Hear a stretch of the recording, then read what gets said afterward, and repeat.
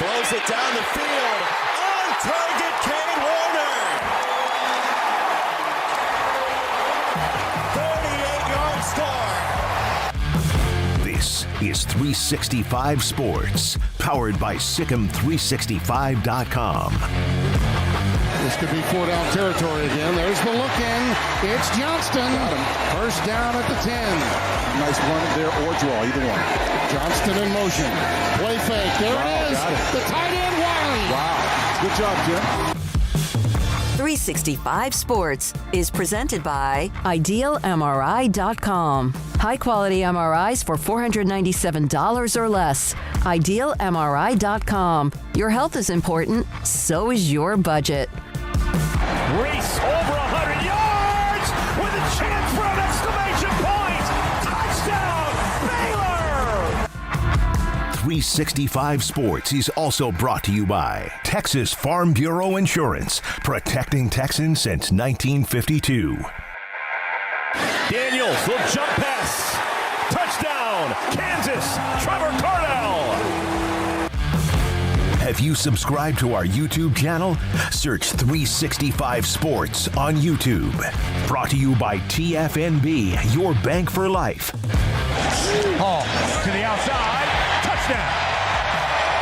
Cody Evans. Now here's David Smoak, Paul Catalina, and Craig Smoak. Craig is not here today. He is out until tomorrow, back on Tuesday. And so Paul Catalina, David Smoak here with you. And in the background, we have Jack McKenzie, we have Garrett Ross, and we also have Emery Winter, who have been here every day that they're supposed to have been here for months. Months and months and months. And then there's Levi Caraway, who apparently has finally passed enough classes to feel like he can come visit us in the studio after leading Baylor baseball to their first ever miss of the Big 12 championship tournament. Yeah, he came in distraught. You know, this is his penance, is that he has to do our bidding in here and not get to be at the ball yard anymore. So yeah, well, it was a rough weekend for Baylor. It's been a rough year. Mitch Thompson, year one. And that's another story, and hopefully can get just a lot more talent. And, again, this was not going to turn around overnight. So there's a lot to get to. Our guest lineup includes DogCentrals.com, Graham Coffey. Georgia got the commitment today from Dominic Raiola, the number one rated player in the class of 2024, the quarterback. He will join us today. There it is. As a Nebraska fan, you had heard because of his uncle, who coaches at Nebraska, and the history and lineage there, that they had a shot. Matt Rule and them, they put all their eggs in that basket like Baylor maybe did with Novosad, but at least they get enough notice where now they can turn and their attention towards somebody else but one hell of a player. And it was Ohio State decommitted. Then Nebraska got involved, and now he ends up, the rich get richer. yeah, and, here's the good news, though. For anybody who thought Dominic Raiola was going to come to their school and he's going to Georgia, I don't have to, wait forever anymore. What if he gets to Georgia and, and it's not even an indictment on him. If he gets to Georgia and the quarterback who wins the job this year has 3 years of eligibility and looks like he's going to play 3 years, then Dominic Raiola is going to leave. That's what he's going to do. That's probably what he should do based on the economics of college football right now. So if you're Nebraska I think USC was in on for a little while, but they've got Malachi Nelson or Ohio State or anybody else who lost out on him. There's a chance he'll be back in the water, or there's a chance that he's going to go to Georgia and, become part of them to their of 4th, the board 5th, 7th, 10th, and 12th consecutive national title, right? Yeah. So, it's, there, and no one, if you're a fan of anybody but Georgia and you have a guy that you're thinking of like, oh, man, I hope he comes to my school. It'll be so great. He's so awesome. And he goes to Georgia, you shouldn't be mad. You just shouldn't. You can't be, even if Georgia's your rival, even if you're the Gators or Tennessee, you're just going to be like, well, yeah. They're the machine right now. His father actually played at Nebraska back when they were among the elite in all of college football. All right, so, what would it be a day without discussing conference's future? Today, the Pac-12 is meeting. Then there was this story, and Ross Dellinger, this came out earlier this afternoon. The title of the story, The Next Wave of Conference Realignment is about survival. Can the Big 12, Pac-12, ACC make it? How the war on the West, the Pac-12 versus the Big 12, may shape college sports landscape. We know that. We've been discussing it with guys who have been in the TV business, network business. Jim Williams had a couple of more nuggets today about Apple Plus and much more. It's not, the story itself is not the breaking news that sets up the next wave, but there were some nuggets. We'll get to the ACC in a minute, which, Paul, I know that the Magnificent Seven, so to speak. In fact, here's Brett McMurphy. Soon after the Dellinger story came out, Clemson, Florida State, Miami, the 2 Carolina schools, 2 Virginia schools are the Magnificent Seven. ACC schools, sources told him. These schools, Ross Dellinger reported, have met in the past several months with lawyers examining grant of rights to determine just how unbreakable it is. The ACC deal we know runs through 2036. Yeah, let's start on the West before we get into the East. Let's go left to right. Yeah. So starting in the West, we've been kind of through this in that, the Pac-10's options, or as Pac-12, but the 10 remaining schools' options are that, you get a TV deal, short grant of rights, and then you hope that things go your way over 5 years, and with a 12-team playoff, and that the teams you have can drum up enough numbers, and that it grows, and your what is probably going to be a majority streaming model works. The problem with that is you have to, what did I say, Smokey? Hope that it works. Yeah. It is not a tried and true formula because it's based on hope. And they might be too far ahead of the curve. Sometimes you are ahead of the curve. Sometimes it's too far. Sometimes you're right at the good part of it. We don't know where the Pac-12 will be. We have no idea. The other nugget in there was that for SMU and San Diego State in particular, I think it's San Diego State in particular, to join the conference for 2024, they have to be out by July 1st. Because it's $17 million if they're out by July 1st. Yep. It triples if they're out after that. So if you want a deadline on when the Pac-12 is going to expand, they may have to expand to those teams anyway because of that. But now, if you are San Diego State and SMU, you're going to take it and go to the Power 5 league. But if your TV deal is still bad, are you doing the right thing if the league you go to join dissipates? It is interesting.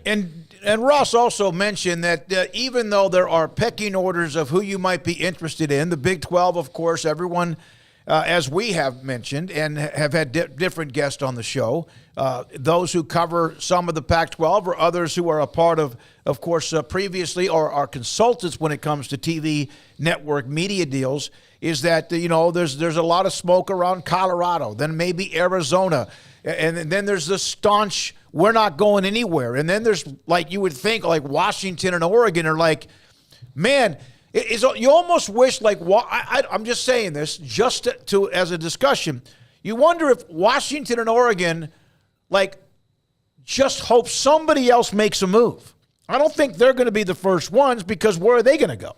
It's not like they're not the most valuable left outside of USC and UCLA leaving, and that could be debatable. But it's almost like they're waiting. But then if somebody else does something, really, they're not going to force themselves into any room. It's just crazy. And Ross Dellinger continues it, and even mentioned Yormark. How about this?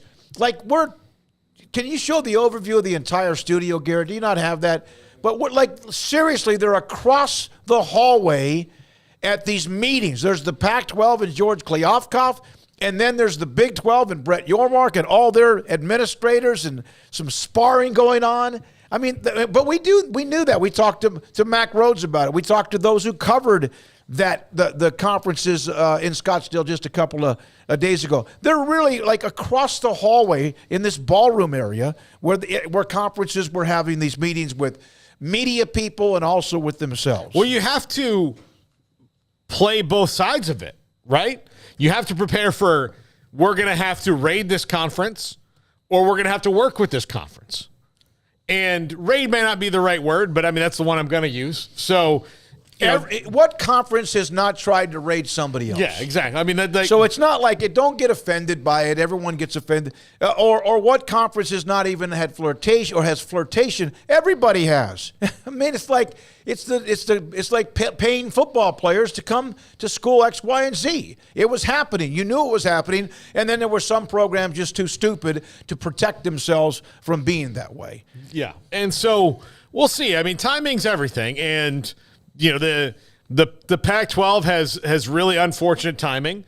Some of it is their fault, and some of it is just the wheels of history turning right now, and they're on the toughest end of that. Now, look, the other one, and this is maybe even bigger news, at least today, because of what it means. Maybe not immediately, but long term for the ACC, is that on the other side of the country, there are 7 teams in the ACC. Well, remember we had I don't know if we played the audio, but it was your alma mater, Florida State. They were having a meeting, and they're like saying, "Hey, this is not feasible for us. Right? We got to find a way." But everyone you talk to, even if it's Florida State or Clemson, that they might be able to pay the exit fee. They're not getting out of the grant of rights. They've tried every angle unless something just pops that allows them to leave. Basically, they'd have to dissolve the conference. Yes. And so they have 7 teams. It would take 8 teams to do that because that would be the majority. And here's where it gets tricky. The 7 teams that were mentioned were FSU, who are football powerhouse, Clemson, football powerhouse, Miami, football powerhouse, and those 3 are blue blood programs with multiple national championships. We're starting to have levels of blue blood. Miami's, but yeah, I get it. They're in the club, right? I mean, they're in the club. They get an invitational on occasion to visit college football's version of Augusta National. Yeah. So they're there, and they are marketable as such, which makes them valuable in spite of their recent 20-year struggles.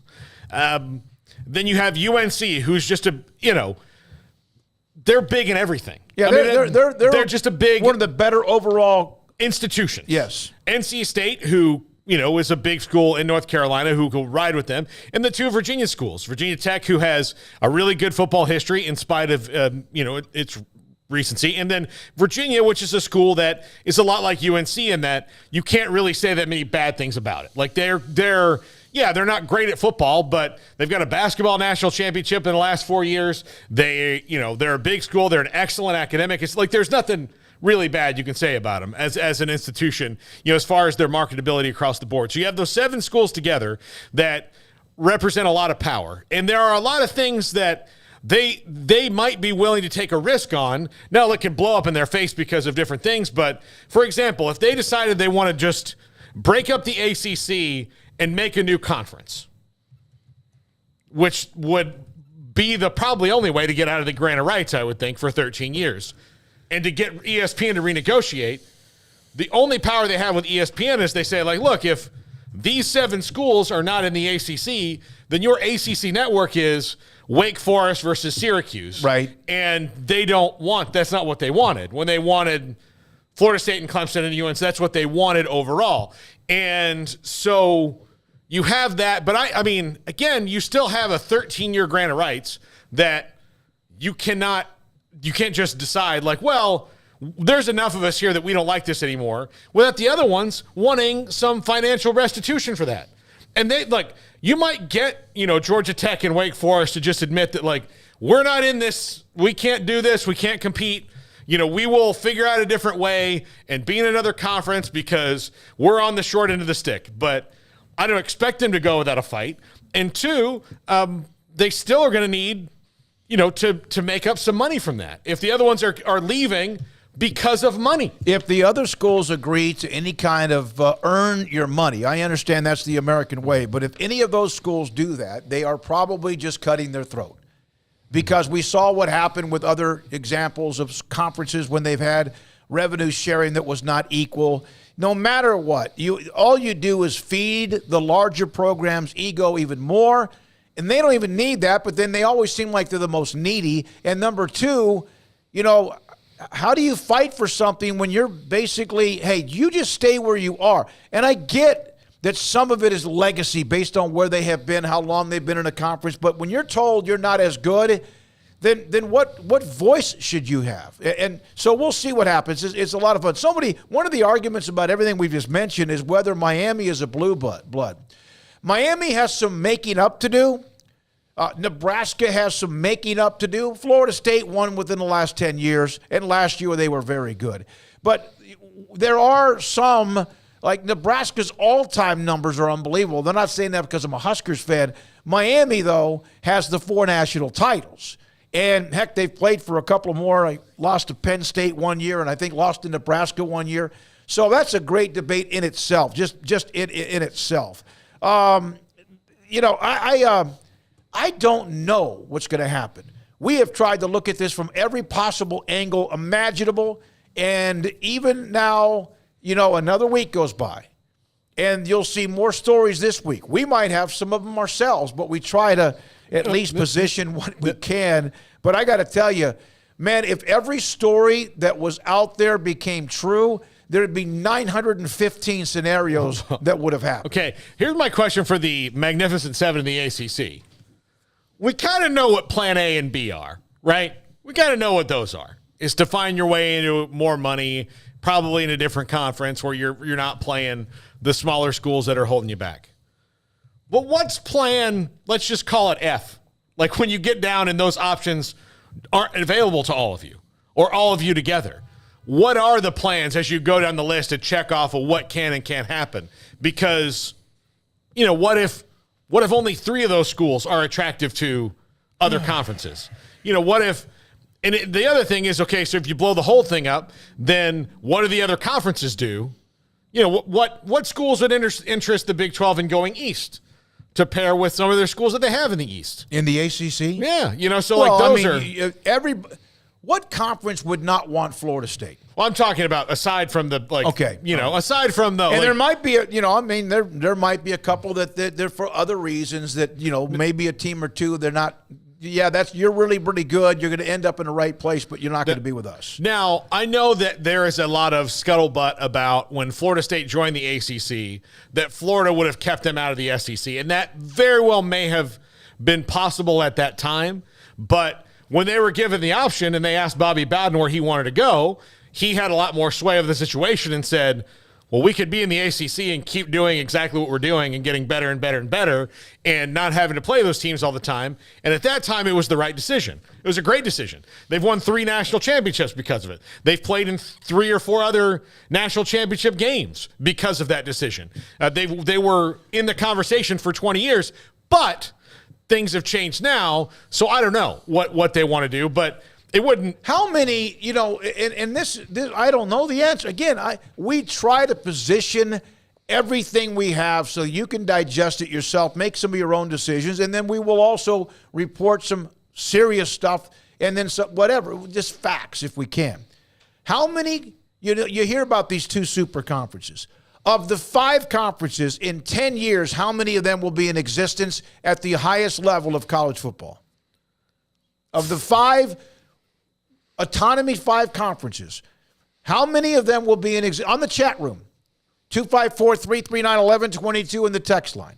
How many of the Power 5, Autonomy 5 conferences, sorry about that, Mike Oresco, will be in existence and able to compete at the elite level of national championships in 10 years? I'm going to say 4, but the fourth one might be a completely different animal than we had even imagined. It might be a total leftover. Like a hybrid. Like a hybrid, this is the best we can do kind of a conference. Jason O, by the way, back to this Miami. There's a lot of Miami is definitely not a blue blood. They considered dropping football in the past, but that was in the 70s. Yeah. Since then is when they won all their national titles and dominated college football for about 20 years. But yeah, that is in their past. It's a felony, like a college football felony, so to speak. Yeah, okay. But they overcame that. They rehabbed, and then, of course, went on to do some amazing things. Texas A&M used to be an all-men's school. Does that mean girls shouldn't go there now? Yeah. I mean, the lot's changed. Guess what? In 1978, you wouldn't have if you wanted everything to apply the 78 rules apply, you have to shut your computer off and you can't watch the show because it didn't exist in 1978. The question about how many of the Autonomy 5, Justin said, I think there'll be 2. Dundee's 2 or 3, Scotty 3, Big Jack 3, Paxton 2, Clint 2, Buckshot hello, Cornelio 4. Dundee's also specifically said not just 2, but the SEC and Big Ten, which if you're going to pick 2, that would be the 2 you'd pick. Landon 3, Michael 19th C-Fan 2, Gary 3, Scotty of Greywater Watch 3, and then Micah said 6. Micah said 6. So. And then Mr. Mack with a bunch of numbers, one suggestion was 3 of 20 to 24 teams, and 3 of 24 teams, and you're looking at 72, which is what you have, 65, I think it is right now, among the Autonomy 5. And in regards to Miami, I realize that it's been 20 years since they have been relevant.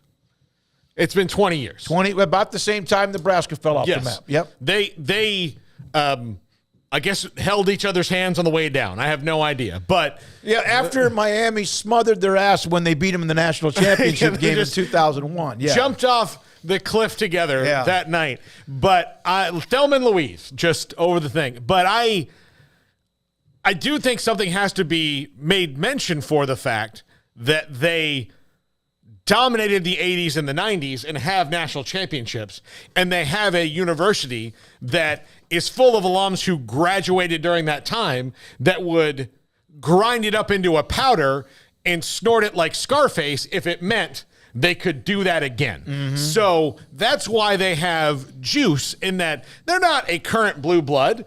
You know, like we always use the country club analogy. If the people, the current members were walking through, if Georgia's walking through the club, they look over and they see Miami as an old man in the corner with his mint and julep talking about the good old days. That's where they are right now. But that doesn't mean that they couldn't smoke at a pipe, have the fountain of youth and find that juice again. They've got juice. Yes, I realize I think it's easier to get it back if you've had it before. Exactly. It's very easy to get. You know who got it back after a long drought? Texas. Texas, Clemson. Yeah. Clemson, remember? Georgia. They won it. Georgia. And so that can happen. Now, Adam, I love you, man, on the chat room, and you ask this every day, and is the Pac-12 deal any closer? The answer is a yes, no. The answer to being closer is yes, for God's sake, something has to happen, and then no, because I don't see anything that's changed. There are reports, as I mentioned, but are they closer only because of Father Time? Yes, they have to be, and that's not being flippant. So I get your question. I understand that you're excited. I think San Diego State fan, and it appears in that story by Ross Dellinger that, yes, the Pac-12, we know that, but even if the Big 12 had to counter or do something themselves, there's a couple of other schools on that list that they are still at least in contact with. Yeah, they are, to use what has now become an overused metaphor, they're Schrodinger's cat. They are no closer yet no further away to a TV deal because it's in a box and we can't see it. Yeah. So we don't know if it's alive or dead. We'll only know when it happens. So it's just, so the answer is yes, no. Yeah. I mean, it's true. And I think everybody in the chat, whether you're a Pac-12 fan, and a lot of you are, or you're a Big 12 fan, or you're a fan of the SEC, Big 10, ACC, or Mountain West, whatever it is. I think everybody just wants to see it so everyone then that is involved can react to it. And then we have what is the next scenario. I know that there have been some smoke about maybe a team or two, a program or two that might jump before they see it. And I don't know if that's smart. If they do, that's fine. It's their university, but you want to see it. I want to say, wrap up the weekend. Congratulations to Oklahoma won like another softball national title. The number one seed as the series or the playoffs will begin. The tournament also ranked as far as hosting the first round. Oklahoma State, the 6th seed, and Texas, the 13th seed. Baylor gets in as the 15th seed. They'll play up in Salt Lake City, and they start with Ole Miss. The track and field, Texas Tech won the men's track and field championships. It was like a yo-yo. Oklahoma led it, then here comes Texas, and then here comes Texas Tech, and they ended up winning by 50-plus points over UT. Women, UT dominate Oklahoma 197-127, so a little bit of news from the Big 12 from over the weekend. And I know that the baseball, there's still 1 week left. We already mentioned Baylor is out, so the 8 teams are set. Baylor's out. Iowa State doesn't have baseball. Everybody else will be in that tournament. When we come back, let's see, from Mike Popcorn Porter. This may not be a popular comment, but Georgia Tech has their problems. They will get better. They have a rich tradition in football. Yes, they do. Although it was 60 to 100 years ago, GT 1991 would be a good pickup. Would be picked up by somebody. I love Georgia Tech's history, but they did win it with Bobby Ross as the head coach.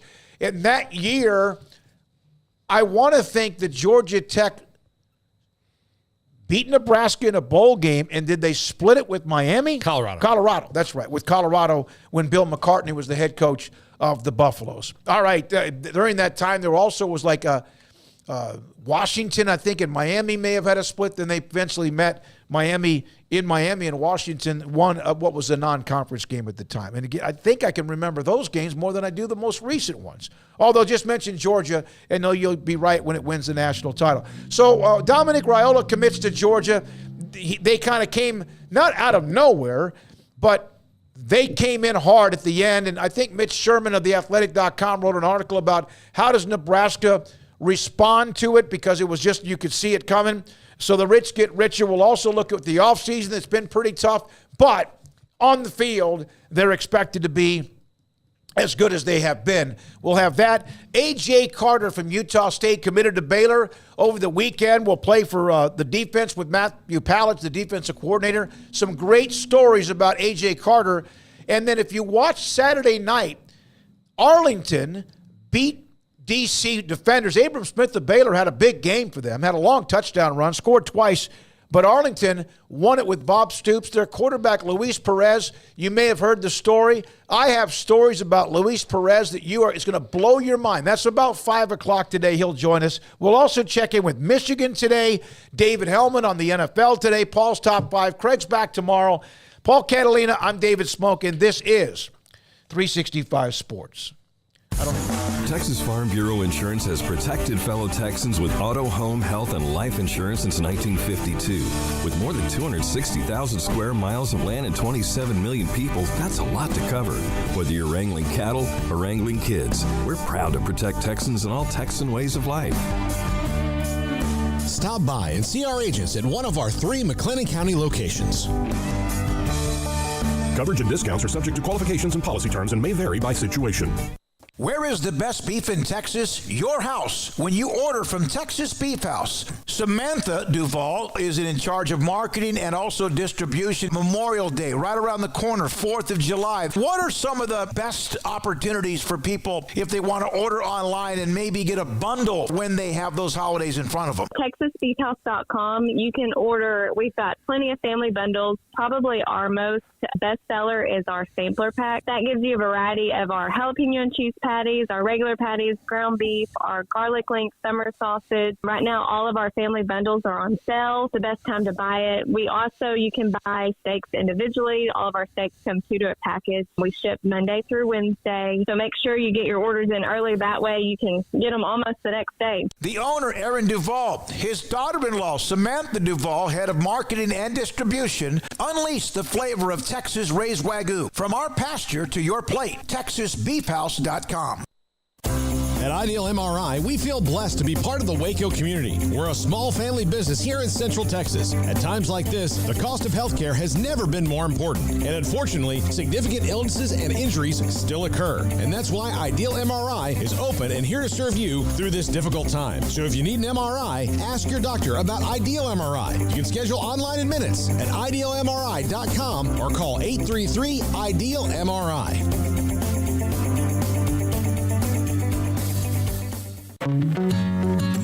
Established in 2007 and independently owned, Alliance Bank Central Texas is committed to helping families and businesses meet their financial goals. From their tellers to their board of directors, they know the importance of superior service and competitive products. Customers have confidence knowing that their financial needs are in good hands. It's your bank, Alliance Bank Central Texas, with 2 Waco locations, 4721 Bosque Boulevard and 191 Archway Drive on Highway 84, and at AllianceBankTexas.com. Member FDIC and equal housing lender.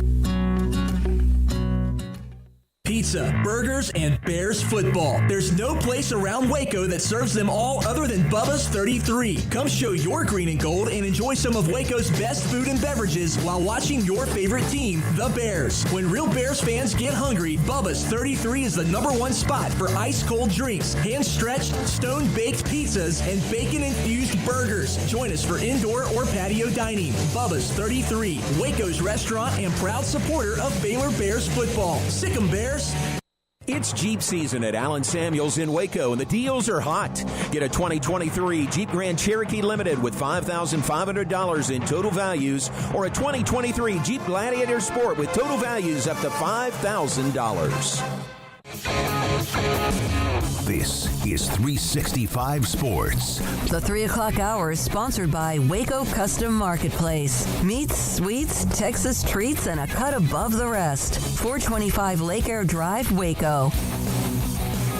Dogs Central, Graham Coffey joins us. We've had Graham on before, even back when Baylor and Georgia met in the Sugar Bowl, which was, 3 years ago. Is that right? Yeah, it was 3 years ago, and Georgia tied them up like a pretzel. We saw then what they were about to become.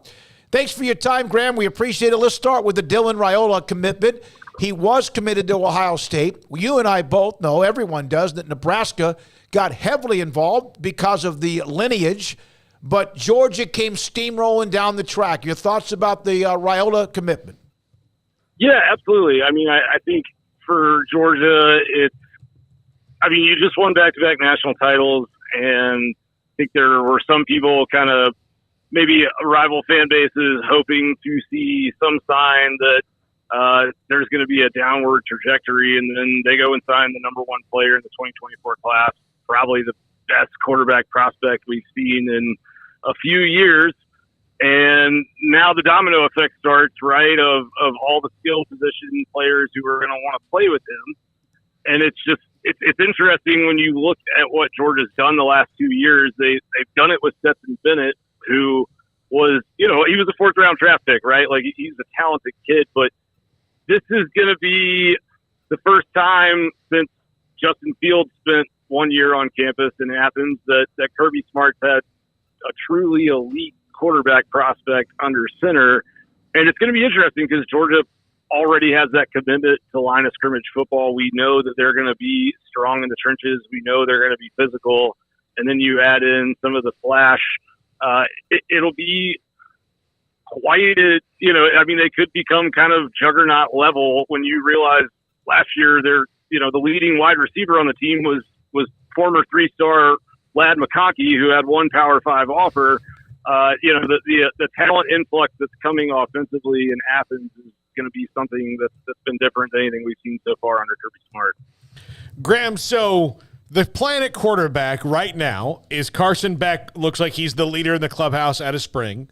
That means Brock Vandegrift, who was a pretty highly recruited player, is he more on the clock than anyone else on that roster?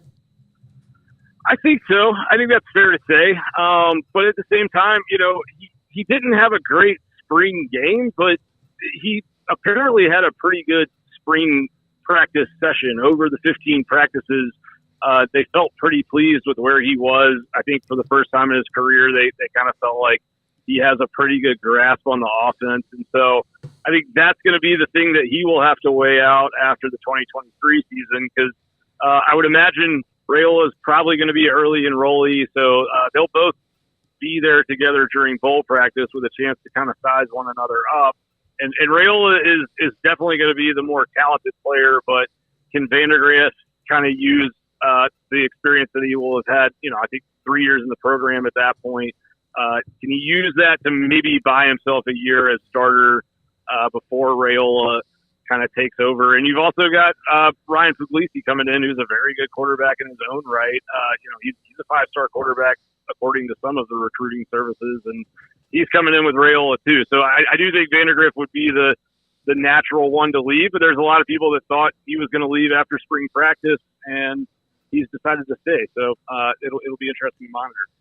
We here in Waco, Matthew Stafford, who obviously played at Georgia, won a Super Bowl with the Rams, played at Highland Park High School in Dallas.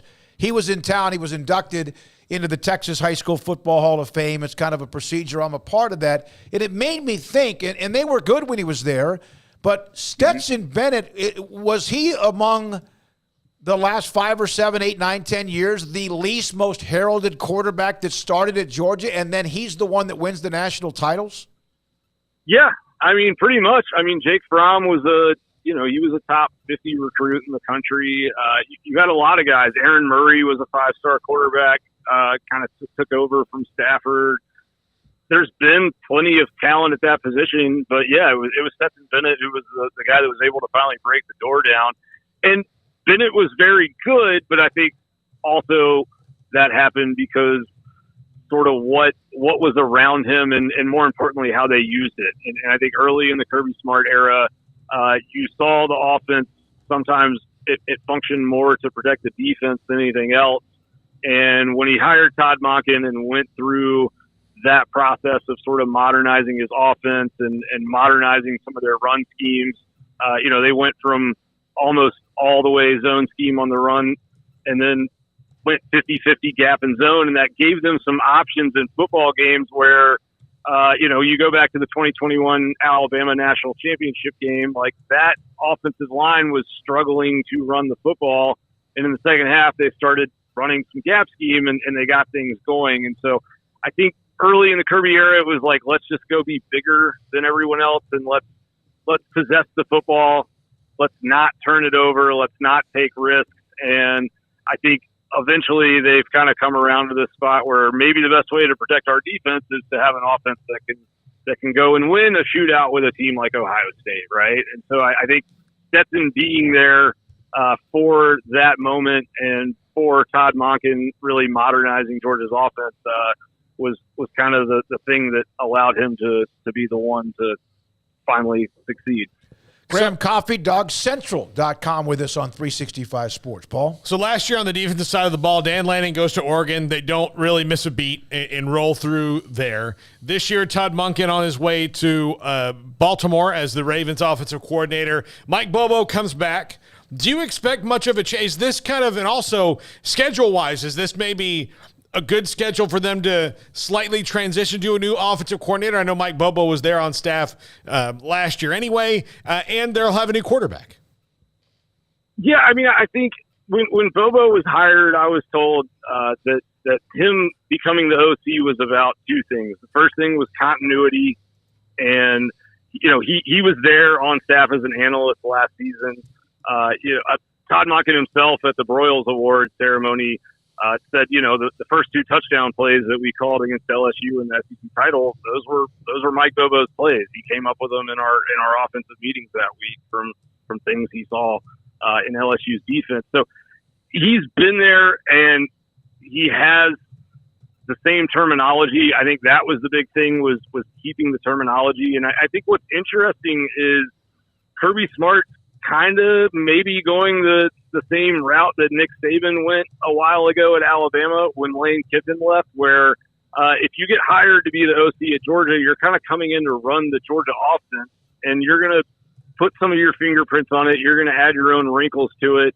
You'll have some concepts that, you like more than others, but the base system, the base terminology is all going to stay the same. And I think Kirby's logic there is pretty good, which is let's make one guy learn a new language instead of making everyone in our offensive football team have to, learn a new playbook and go through all of that. So I think from a continuity standpoint, you'll see a lot of the same stuff. But, I mean, Mike Bobo, there's some things about him that I'm sure will shine through. There's things he likes to do, in the screen game that will look different. I'm very interested to see sort of, what we actually can glean from the start of that schedule, because it is pretty cupcake-ish. So I don't know if we'll see anything other than just really vanilla-based offense.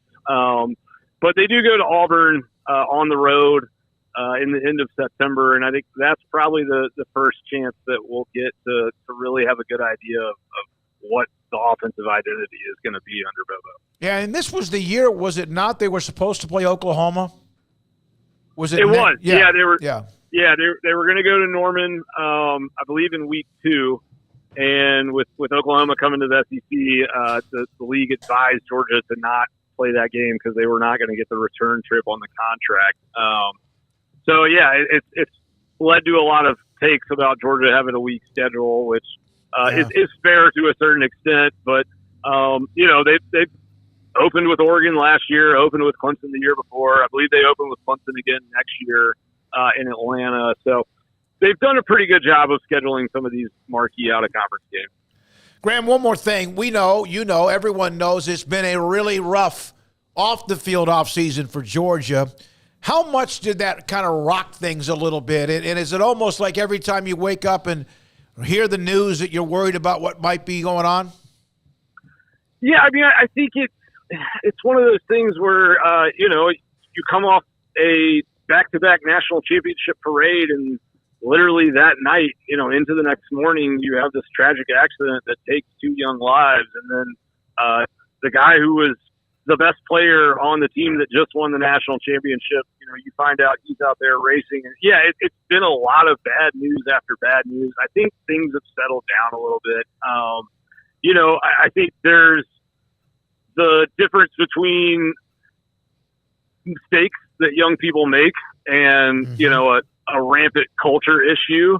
I mean, Georgia, they're going to discipline folks for making mistakes. And I think, I know for a fact that Kirby Smart has taken all of this very seriously, that before he sent his players on spring break, he was imploring them and, literally yelling at them, in a team meeting of like, do not get behind the wheel of a car, whether, you've been drinking or someone else has been drinking, like, find a way to get home, get an Uber or whatever. But if you're of the age to partake in alcoholic beverages and you're out and about, you got to do it safely. And I think it really has been an emotional thing for him. And I think that he's kind of taken some of it personally, right? These coaches, they go into living rooms and they promise people's parents that they're going to treat their kids like their own. And, I think this is something that's weighed heavy on him. And I know it's weighed heavy on everybody at Georgia from the top down with the administration and the athletic department. And so, yeah, it's definitely a time where you don't want any more bad headlines. And then at the same time, you also have the good stories mixed into that as well that, maybe don't see as much press or Sure. whatever. So it's a strange time, though. I mean, I was talking to someone about this last week who's just a diehard Georgia fan. They were just like, it's weird to have all this success after 40 years of kind of being in the wilderness, so to speak, and then you sort of have this black cloud over everything. And I think having the spring game and just having things like Raiola commit, like just good headlines and having actual football to sort of move things forward is normalizing things. But honoring the lives of Devin Willock and Chandler LaCroix is going to be something that is happening around that program, I would think, for years to come. Graham, great stuff. Thanks for jumping on with us today. Appreciate your time. Absolutely. Always enjoy it. Yes, sir. You too, Graham. CopyDogsCentral.com. And, they're just good. They're loaded. They're just good. And no matter what the schedule is like, that doesn't mean it's automatic. They've won 2 in a row, and somebody brought this up, Jason O.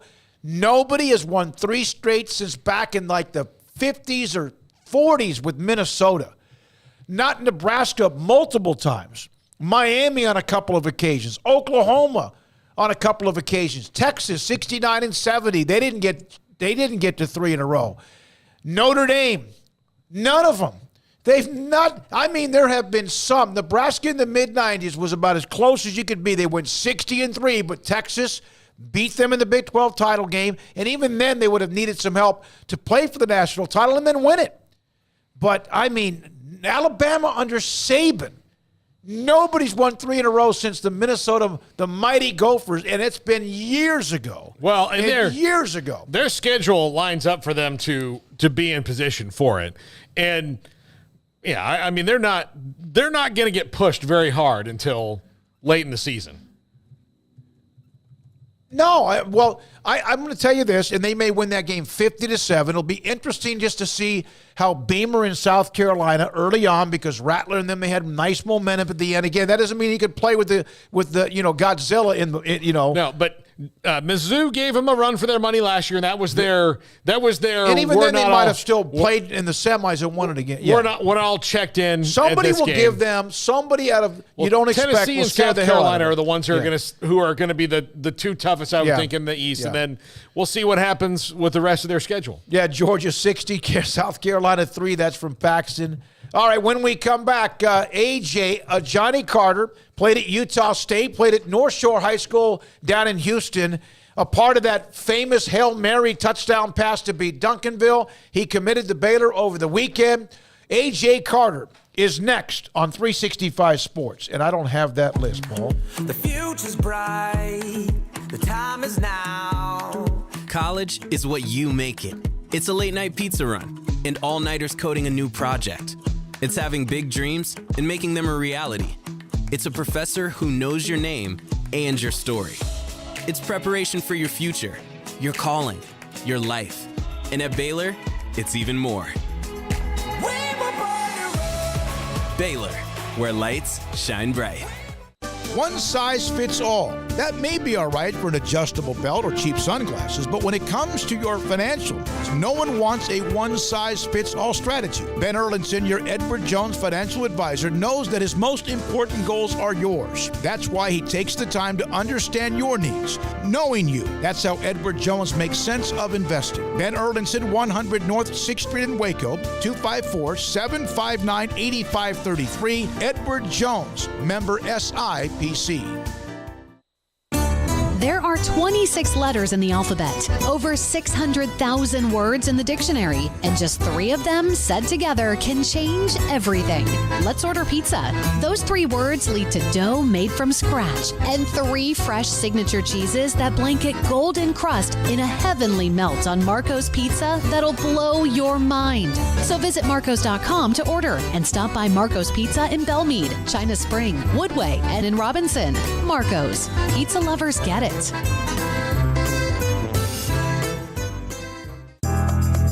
Riverbend Liquor and Wine, Lakeshore Drive and North 19th Street, right behind the bank, is a hidden gem in Waco. If you're a fan of bourbon, especially local Texas bourbons, that's where you gotta go. Balcones, TX, Devil's River, whatever it is, they've got it. Riverbend Liquor and Wine, plus the best selection of craft beers in Waco, seasonally churned out throughout the year. Whether it's spring, summer, fall, or winter, Riverbend Liquor and Wine, best selection of craft beers, a speedy drive-through window, and excellent customer service. Find out more on Instagram or just go by and see them. Lakeshore Drive at North 19th Street behind the bank.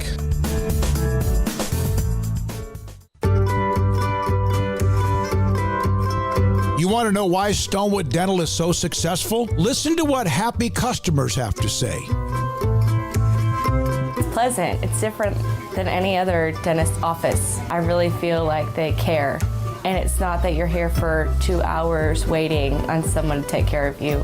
It's quick and easy, and I bring my kids, and my kids love being here too. They really love the treasure box. Staff is really nice and accommodating, real friendly.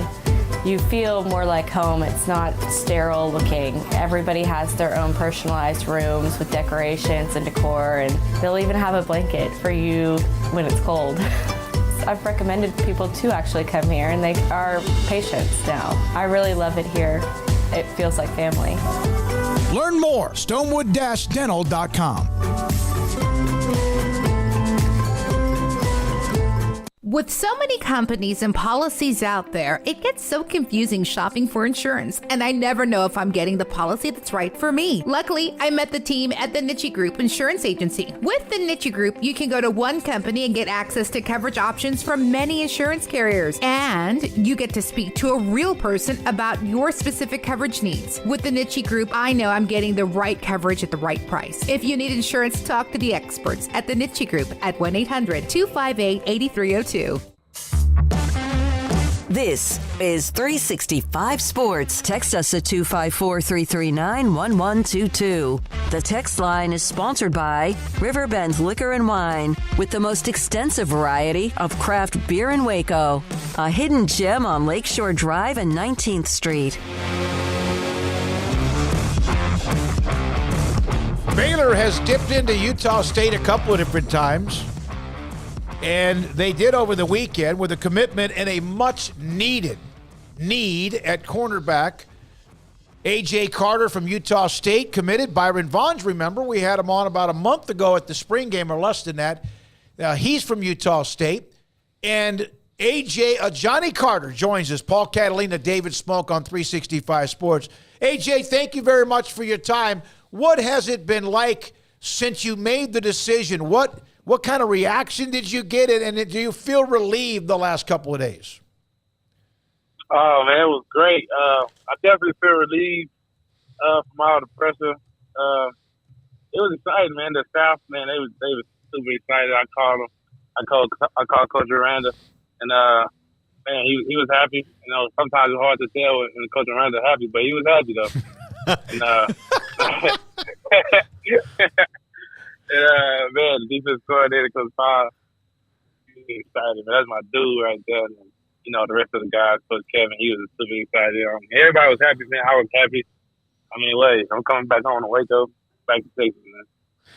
AJ, what was it like when you made your decision to leave, to make the jump into the Big 12 or any other conference that wanted you? But what went into that process of it's time to make this move? Well, it was a bittersweet moment for me because I actually enjoyed Logan. I actually enjoyed Logan, Utah, and I actually enjoyed my time at Utah State. Man, I met a lot of good people out here in Logan, in the community, and I enjoyed the people while I was here. It was just a lot going on for us, just multiple changes in the coaching staff, and then our whole starting defense ended up leaving and.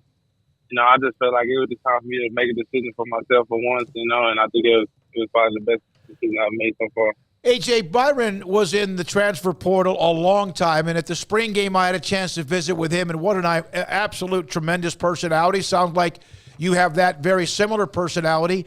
Did you all ever talk much, or did you kind of keep it separate so you could make your own decision? We talked a few. He called me every once in a while, and try to get in my ear, but that's my boy. We both from Texas, so we always had that, that Texas connection. And we talked about it, and I was happy for him to be able to, finally choose a home. And then we talked about me coming there, and we weighed out my options. He told me he didn't try to force me. He told me I want you to do what's best for you, but he would love for me to come to Waco with him. And then I just made my decision based off process of elimination. What did Matthew Pallage or Coach Aranda tell you, Coach, all the others that are on the staff, about when you step in? Are you CB1? Are you a starter? So when I come in, I'll definitely have to work my way up. No promises starting position, but I'll definitely be in the 2 group, 3 group, and I'll work my way up from there.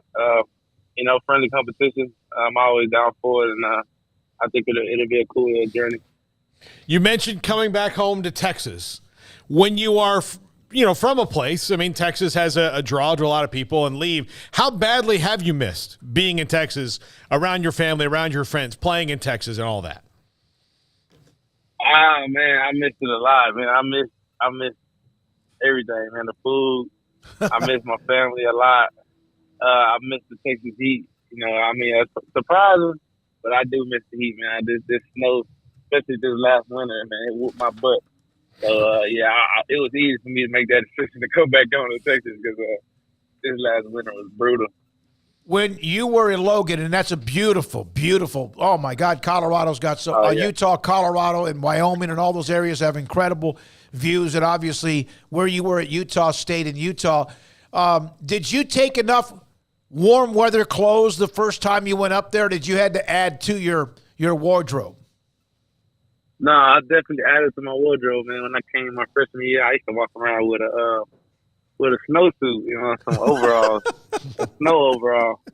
I used to walk around that and some Crocs, but I adjusted to it, and it wasn't that bad my first 2-3 years, but this past winter was brutal. -23. It was bad. So everyone knows about the transfer portal. A.J. Carter, Ajani Carter from North Shore High School in Utah State now to Baylor. What was that process like? Because everyone, I think, there's either you just enter it, you talk to your coaches first, Blake Anderson. How was that process, and was it at times stressful? Yeah, it was definitely stressful. So I didn't just enter it. I talked to my coach, Blake Anderson. We actually talked about it multiple times, and it was like I told you, it was hard for me just because of the place. Like I've made a lot of good people here, and I actually enjoy Logan, Utah, so it was really hard for me to make the decision. But I talked with Blake Anderson on multiple occasions about the situation, and then I finally came to him on the last occasion and was like, okay, I think this is what I want to do, and I think this is what I'm going to do, and we talked about it, and it was stressful. Even when we still talked about it, I still wasn't sure, but. I was like, eventually I just made the decision to go ahead and do it. And yeah, it was stressful, real stressful. Okay, what a lot of people may not know, where were you? I know where you were. The Hail Mary, North Shore, Duncanville at AT&T Stadium. Where did you happen to be, AJ? I happened to be on the field, in the end zone. So, with the ball in your hands, correct? With the ball in my hands, that was definitely me. Okay, incredible moment in high school football. How do you match? Is there anything you can do that can match that feeling of catching a Hail Mary in a title game to win a state championship? Yeah, catching a pick to end the game in the championship, playing with Baylor. Okay, there you go. A pick six. Yeah. All right. Yeah, that was so. What was said prior to that play with Coach K? And again, I've interviewed him. He's incredible. He came up from like Detroit, Michigan, came down, just flew down and said, "I want to be a coach in Texas." What was the actual? Was it just run as fast as you can, make sure you stop in the end zone? So when you play with a player's coach, you got a coach that's about the players first. And, always open to listening to what the players got to say, how we feel about a situation. So the original play was to do that one play where the dude catch the dig and then he tossed it to the next receiver and, just to doing the lateral stuff. That was the original play that they was going to call. But, our coach asked us how we felt about it, as players. And the players, we wasn't really messing with that play. So, he was like, well, what y'all want to do? Well, we said, well, do the Hail Mary. And everybody agreed with it, and then coach was like, all right, if that's what y'all want to do, let's do it. And so that was like the best thing about the whole situation was, playing for a coach that's a player's coach and always open to listen and not being overly just, dominant. So. Do you feel like that's what you've been able to kind of get that same feel talking to Coach Aranda, Coach Pallage, and others?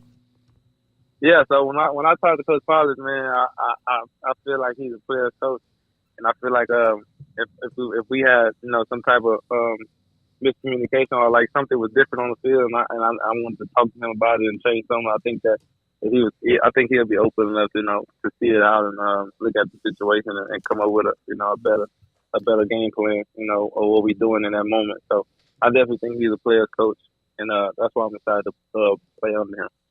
Where did the love of riding horses come from? Oh man, so I'm a real cowboy. I'm not that fake pretty boots type. I'm a real. And yeah, you get a lot of that, and I've been seeing a lot of it in the college world. A lot of guys that seem to be cowboys, so they put on boots and pretty hats. But I'm a real deal hand, and I used to ride bulls back when I was young, and I used to do a lot of breaking horses for money, and man, I just love my animals, and when I was young, I just did that. I just always trying to find my way with some horses, and I used to clean stalls for money and work people's horses out for money. Anything I could do to be around some horses, I was down. It just always stuck with me. Smokey, he's not making it up too because he used the term hand. Yes, I'm a real deal hand. Yeah, this isn't some Hollywood cowboy. No. Yeah. He's there. You know who else?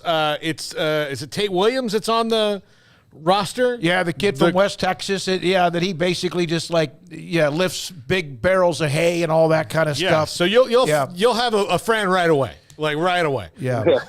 All right. So tell me who. For those who don't know, A.J. Carter, Utah State, North Shore, now committed to Baylor. Who are Duro and Bella? So Duro is my USTA registered stallion, pretty stallion, my big boys, my big baby. I love them to death.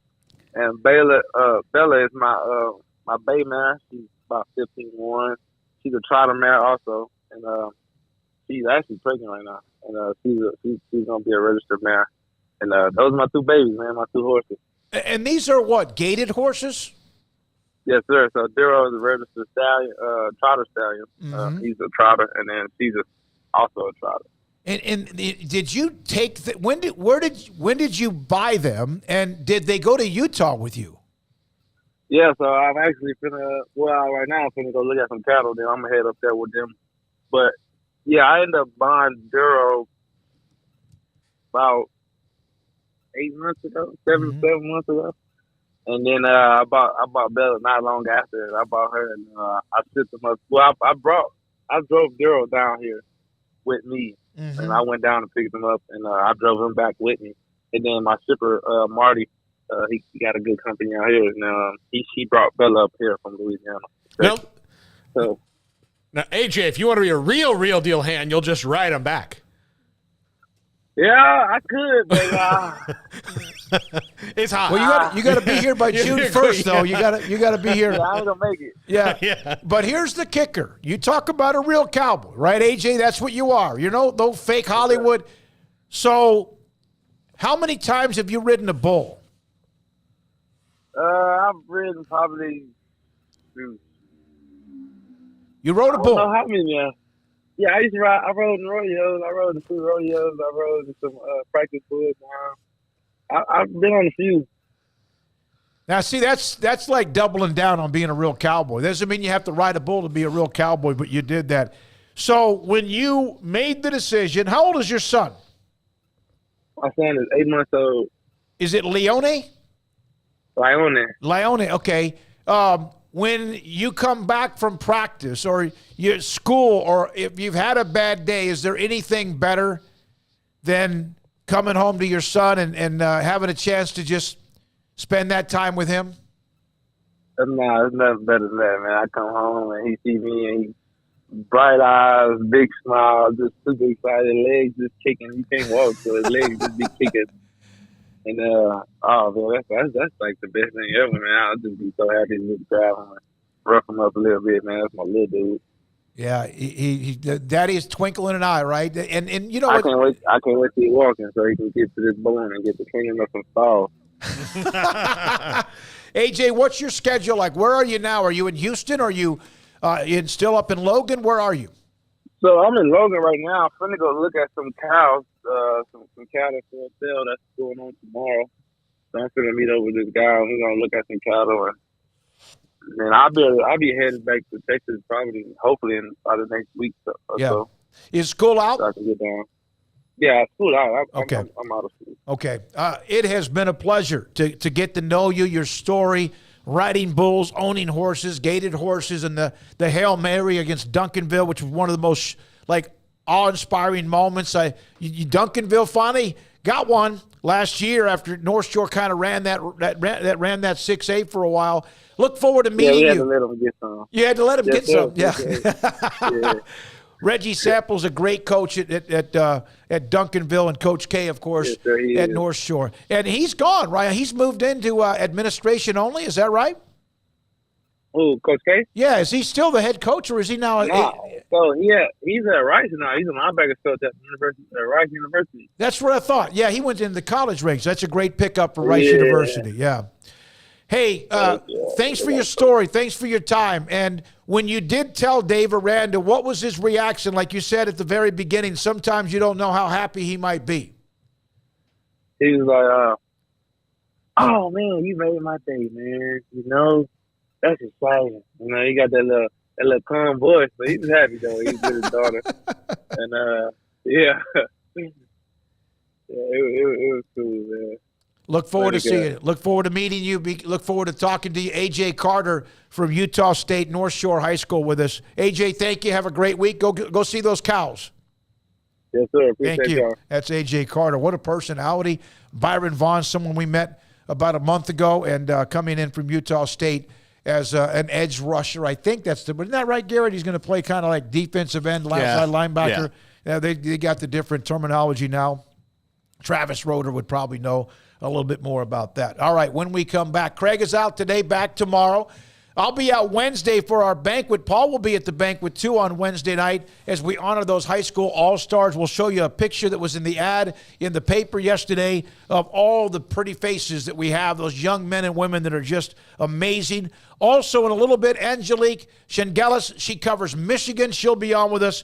That's just around the corner. And then the story about Arlington Renegades quarterback and the MVP of the XFL Championship, former A&M Commerce star, Luis Perez will join us at 5, and this is 365 Sports. Ideal MRI in the Central Texas marketplace, Dr. Rob Maxey, and that business is rock star good. The state-of-the-art technology MRI machine. How much you save. The average MRI is $1,100. So if the average is $1,100, then there's going to be some that are much higher than that, some a little bit lower than that. And then you have Ideal MRI, which is $497 every single time. Not once, and then you jack it up to $1,000. $497 or less every single time. They'll help you file insurance. They're just an amazing staff. I was in the MRI machine. It's been about a month ago. Marcus was the tech. He was the one who put me in the MRI machine, had to kind of not calm me down because I've been in their MRI machine, I think it's 3 or 4 times. Now, there's been a couple that spooked me because I have a little bit of claustrophobia in my system. Marcus, is that how you say the word?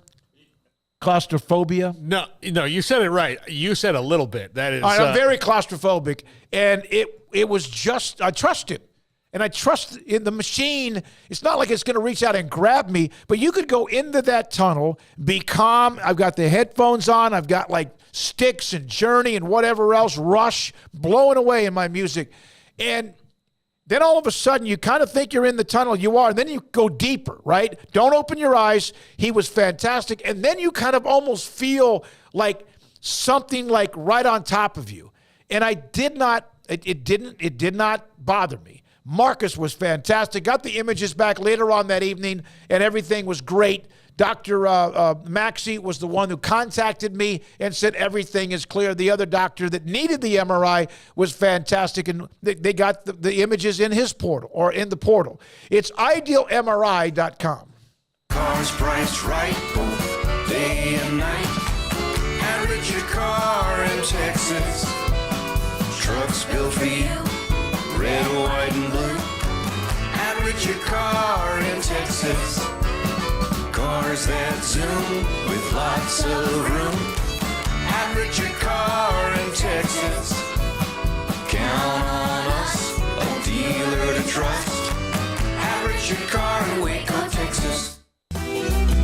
Shorty's Pizza Shack at 12th and Bagby is a homegrown, locally owned pizza place that's out of this world. Everything from the dough, the sauce, the sausage topping is made fresh in-house. Not to mention the amazing pizza pillows, the chicken wings are to die for. Try the Sikkim sauce, chili cheese fries or tots, plus great specials on food and drink every single day. Shorty's is also the perfect spot to watch the game with your friends. Shorty's Pizza Shack at 12th and Bagby. Tell them Paul sent you by.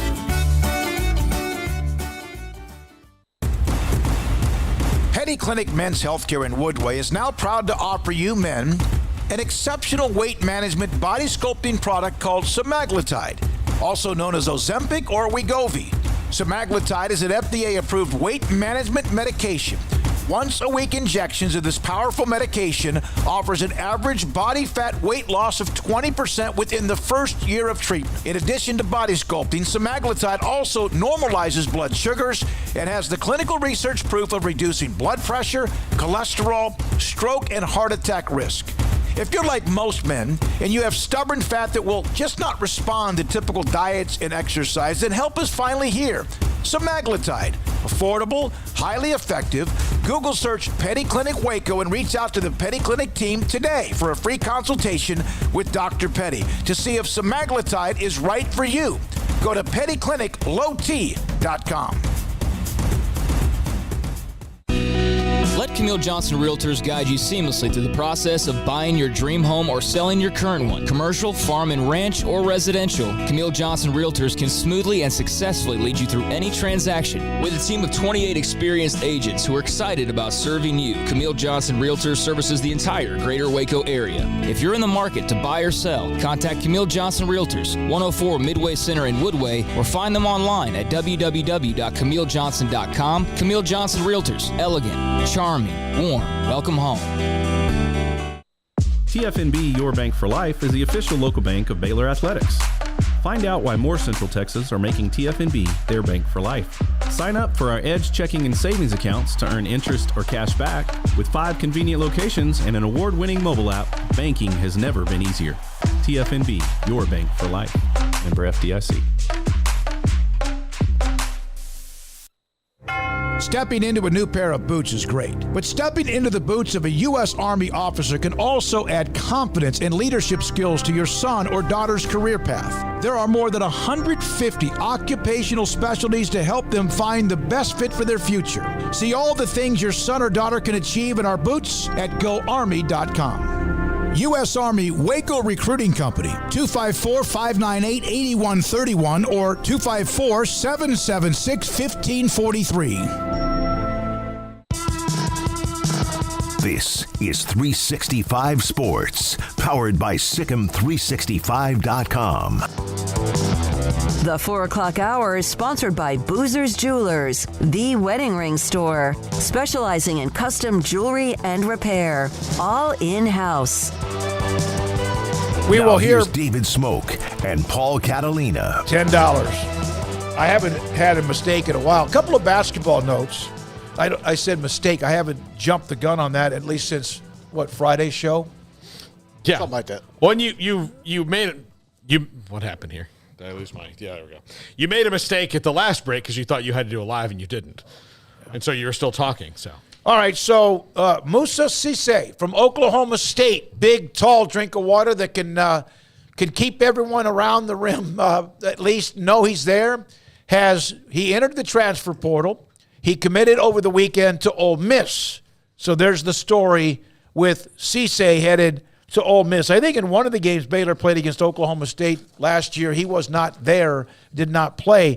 He averaged 7'1", averaged 7 points, 8 rebounds, 2 blocks per year. He began his career at Memphis. Former 5-star recruit is now at Ole Miss. Also tonight in baseball, former Baylor pitcher Cody Bradford will make his debut with the Rangers, and they play Atlanta in a series after a long road trip that I think Rangers went 7-3, lead by 4 right now in the American League West. It's still very early, but man, they can put up some numbers. and the pitching staff's pretty good, even with DeGrom being hurt. A little bit worried about Martin Perez the last couple of starts. They got on him a little bit. I think opposing batters are hitting 300 against him. So with DeGrom shelved, you need Martin Perez to be really good, whether DeGrom's there or not. But Cody Bradford, his stats in Round Rock, AAA, this is his major league debut. 39 2/3 innings, 37 strikeouts, 13 walks, 4 runs.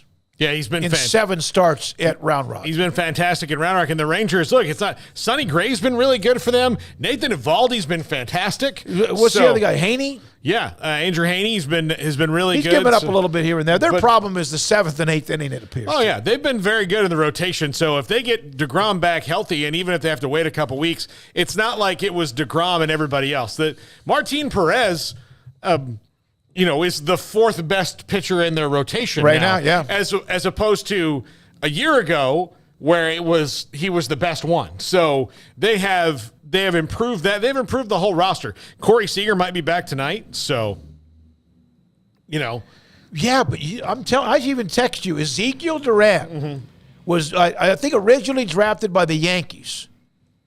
He's good. And, and he's not only just stepped up, and I think that Bruce Bochy, and I know it's a little baseball talk for a second, but Bruce Bochy's almost even said it's going to be hard to keep him out of the lineup. He's good. And he's got a gun. He's a heck of a defensive player. But again, we know Seager's making lots and lots of money, so be interested to see how that works out. All right, when we come back, we focus in on Michigan. Earlier today, Georgia. Those are 2 of the 4 teams in the semifinals. Of course, we've had Sonny Dykes and Steven Johnson on, among others. Recently, Quentin Johnson and Travius Hodges Tomlinson to discuss their NFL careers, but also TCU. So we'll do all that and more. This is 365 Sports. I just lost it again. I lost it again. Oh, it's right in front of me. Waco Custom. It's bad. You can't fix this. It's right here in front of me, and I couldn't find it. What are you laughing at, Garrett? I don't know. Man, I don't even know why I'm wired today. I really don't. It's just bad. It's been really, really, really bad. All right, Waco Custom Marketplace, 425 Lake Air Drive in Waco. The new specials just came down on their Facebook page. For the rest of the week, how about mahi-mahi, $13.50 a pound. Pepperoni, mozzarella snack sticks at $5.99 a pound. They also have whole chickens at $1.89 a pound, boneless pork chops, $2.05 a pound, select choice and prime brisket at $3.55, $4.20, and $4.75 a pound. And on top of that, regular and then jalapeno and cheese snack sticks at $5.99 a pound. Crawfish, live crawfish, 30-pound sacks. Last I looked was $3.05 a pound. Order the live crawfish by Wednesday at 6 when they close their doors, and you can pick up as early as 4 o'clock on Friday or when they're open on Saturday. They've got it, the butcher shop, the bakery, and more, the Bauer family. Waco Custom Marketplace at 425 Lake Air Drive in Waco. Automatic Chef Canteen is a full-service micro-market vending and office coffee provider with state-of-the-art vending equipment, a wide variety of products, and offering custom-fitted micro-market vending office coffee solutions for your employee break room. You want a full break room solution and a workplace oasis? Well, Automatic Chef Canteen, locally owned and operated for over 50 years in Central Texas, also includes in-house mechanics on call 24/7 for fast, reliable service and maintenance. Automatic Chef Canteen, 6900 Imperial Drive in Waco, or online at automaticchefcanteen.com.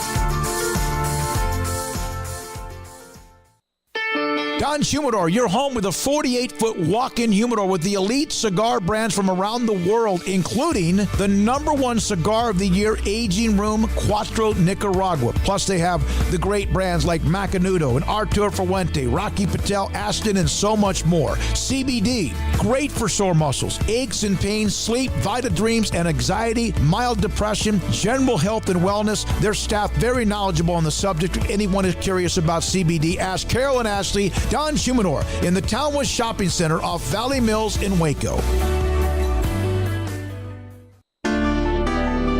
One size fits all. That may be all right for an adjustable belt or cheap sunglasses. When it comes to your financial needs, no one wants a one-size-fits-all strategy. Cam Heathcott, your Edward Jones financial advisor, knows that his most important goals are yours. That's why we take the time to understand your needs, knowing you. That's how Edward Jones makes sense of investing. Cam Heathcott in Conroe at 936-756-7717. Edward Jones, member SIPC.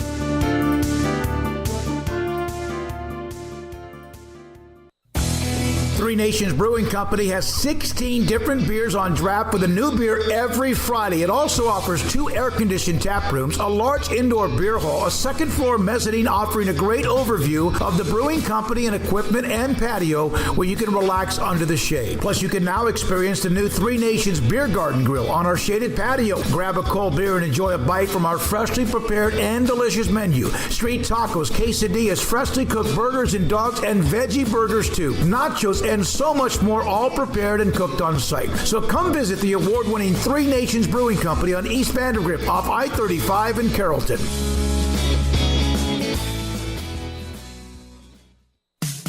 In the market for a quality metal building? Since 1943, Pioneer Steel & Pipe has helped Central Texas residential and commercial customers with metal building design, panel options, building components, and trim options. Pioneer Steel & Pipe's residential line is energy efficient, offers low maintenance, reduces insurance payments, is impact resistant, and carries up to a 45-year limited warranty. In addition, they can also help you find a metal building contractor for your project. Pioneer Steel & Pipe with locations in Waco and Bryan and at pioneersboys.com. Boozers is the wedding ring store and more. If you're ready to get engaged or already married and want to upgrade your wife's ring for a special anniversary, Boozers is the place to go. With the largest selection of premier quality diamond engagement rings and wedding rings in Central Texas. They have 7 cases with over 300 styles of rings from top designers like Natalie Kay. Choose from yellow, white, or rose gold, plus beautiful top quality loose diamonds. With an in-house jewelry, they can also custom make anything you want. Bring in a picture or drawing and let Boozers create your one-of-a-kind pendant or ring. They can even use some of your old gold and diamond jewelry to create something new. At Boozers, you'll find a great selection of quality timepieces, and Boozers is the place for expert watch maintenance and repairs too. They specialize in expert Rolex watch repair for fine jewelry, watches, custom work, and more. Go to Boozers on Valley Mills and Lake Air Drive in Waco. Boozers, the wedding ring store and more. This is 365 Sports. Want more updates during the day? Follow 365 Sports YT on Twitter. Angelique Chengelis joins us. The Detroit Free Press covers Michigan. She's got a busy week ahead of her. I mean, busy week. First of all, Angelique, thanks for your time. Did you get the refrigerator fixed?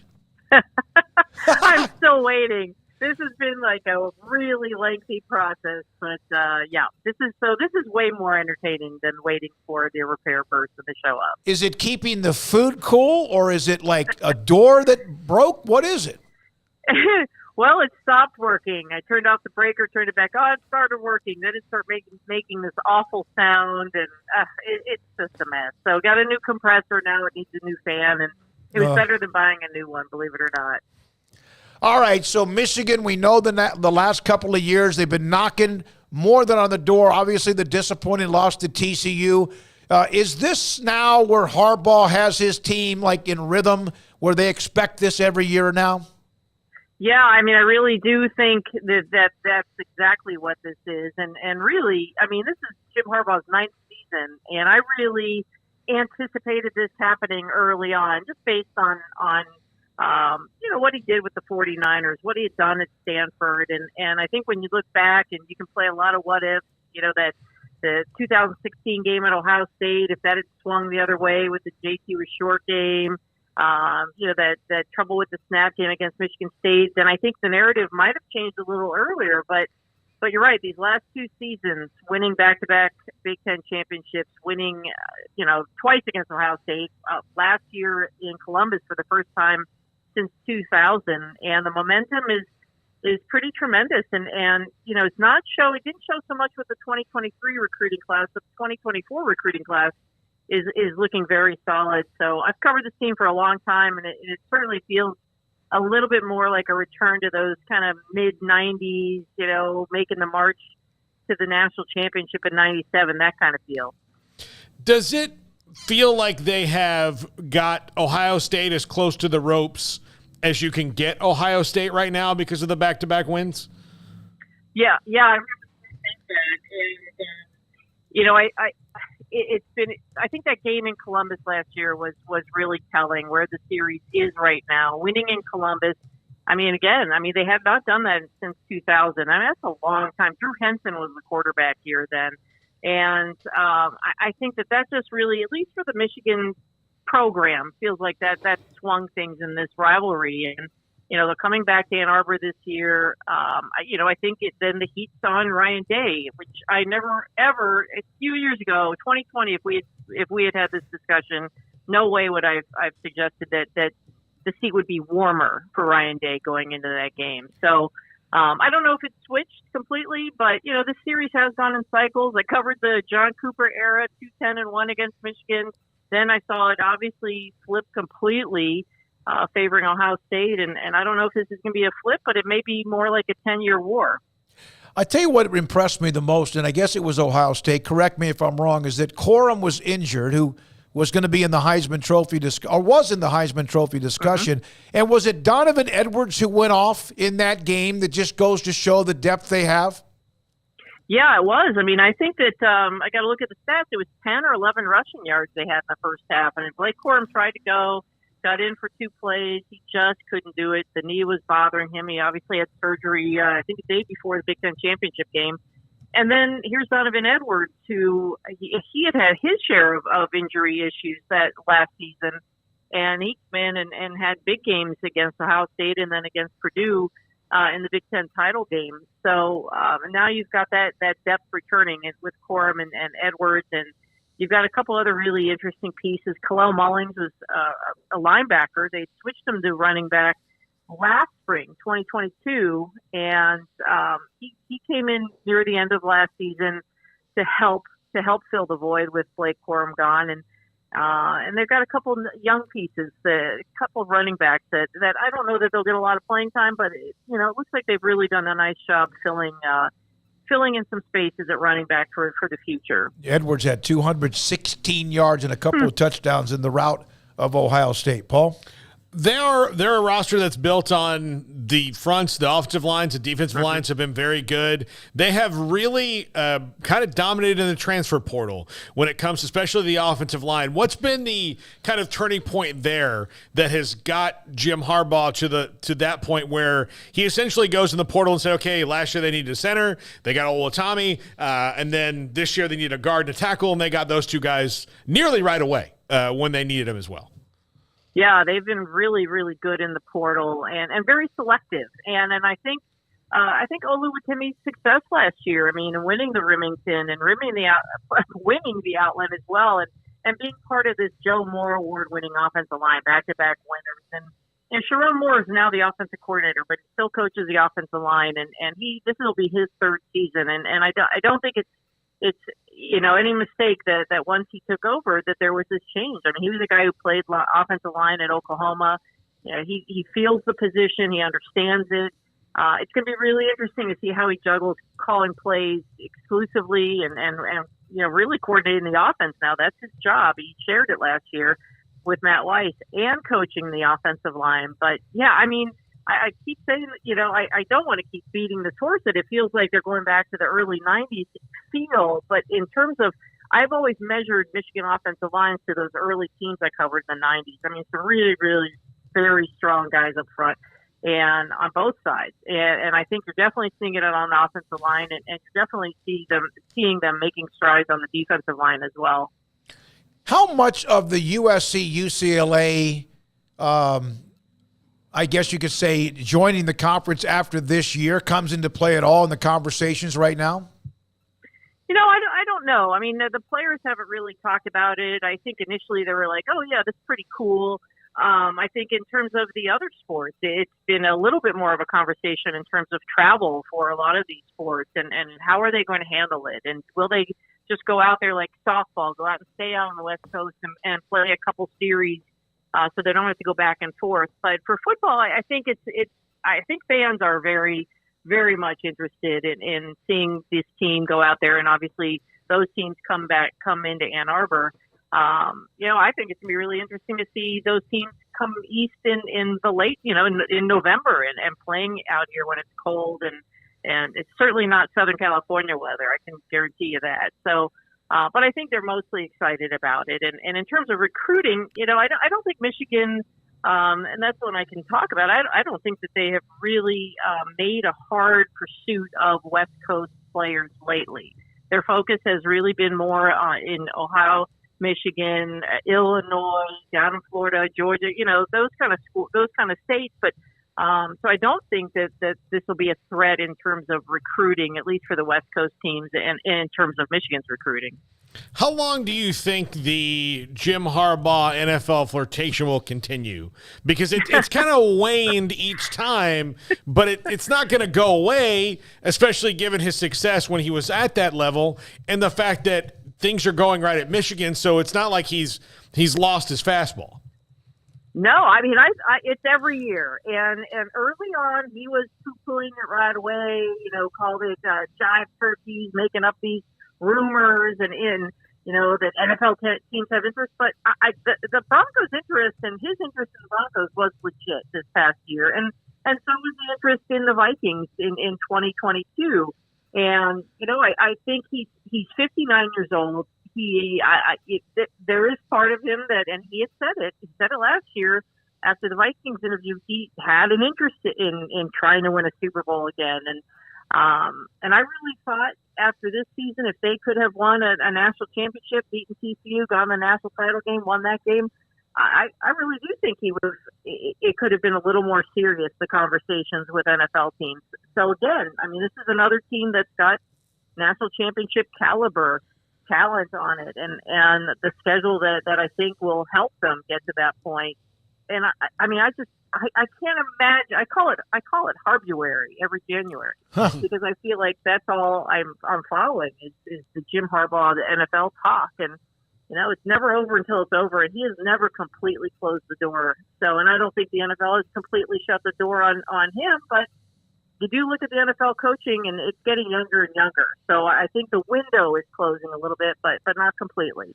Yeah, you wonder, because Baylor, when Matt Rule, heck, he got an offer after 1-11, and there was that flirtation, and it was also the others were interested in him, and it did drive some Baylor fans crazy, and eventually he has a really good year, and then here he goes and makes a ton of money despite being fired eventually by Carolina.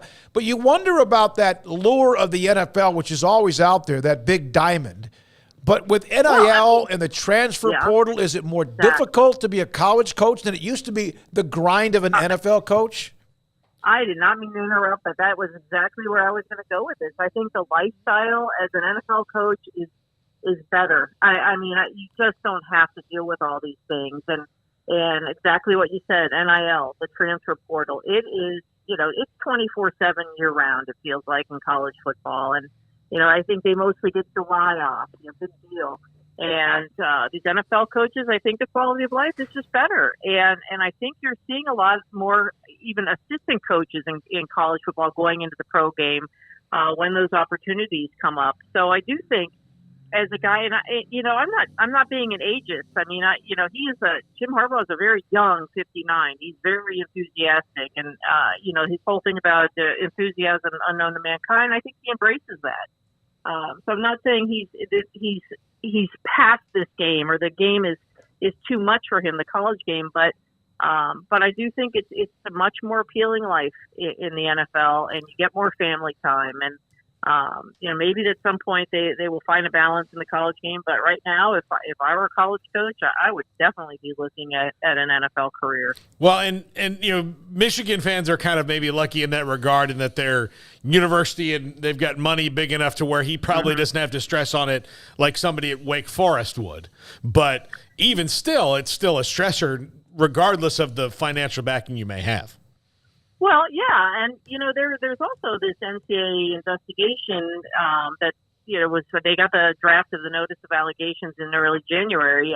There hasn't been any resolution yet. I think that the real crux of it was, a couple level 2 violations, recruiting during the dead period during COVID, which the NCAA has taken very seriously and penalized teams. There's definitely precedent here.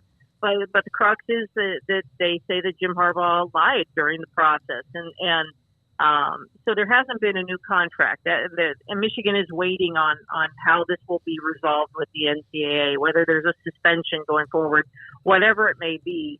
But I suspect when they do get to talking about the contract and getting to that point, it'll be something substantive. Obviously, there was some conversation about the contract that he got coming out of 2020, and that Ward Manuel hacked his salary in half, and it was a lot of incentive based, and I think people thought that was very shrewd and very smart of Ward Manuel at that point. But now fans want to see Jim Harbaugh paid, like a lot of the top coaches, because he's brought the program back to a place that the Michigan fans have not seen in a long time.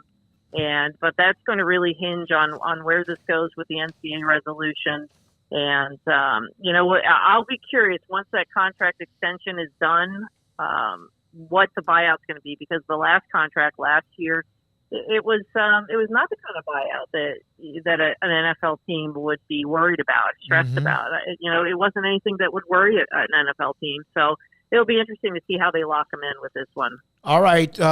Be ready for the repairman now with that refrigerator. That sounds like a nightmare. And you're about to leave town. You told me about going down to see your mom and all that and bring her back. Yeah. And you got to get it fixed. I think that's more of the stress is my mom's coming to town. 92 still bosses me around, so I got to make sure everything's in place. So there is really the stress, not the repair. When she opens the refrigerator, I know you got to go, expired. Exactly. Yeah. I see that ad, and I'm like, oh, my God, that's familiar.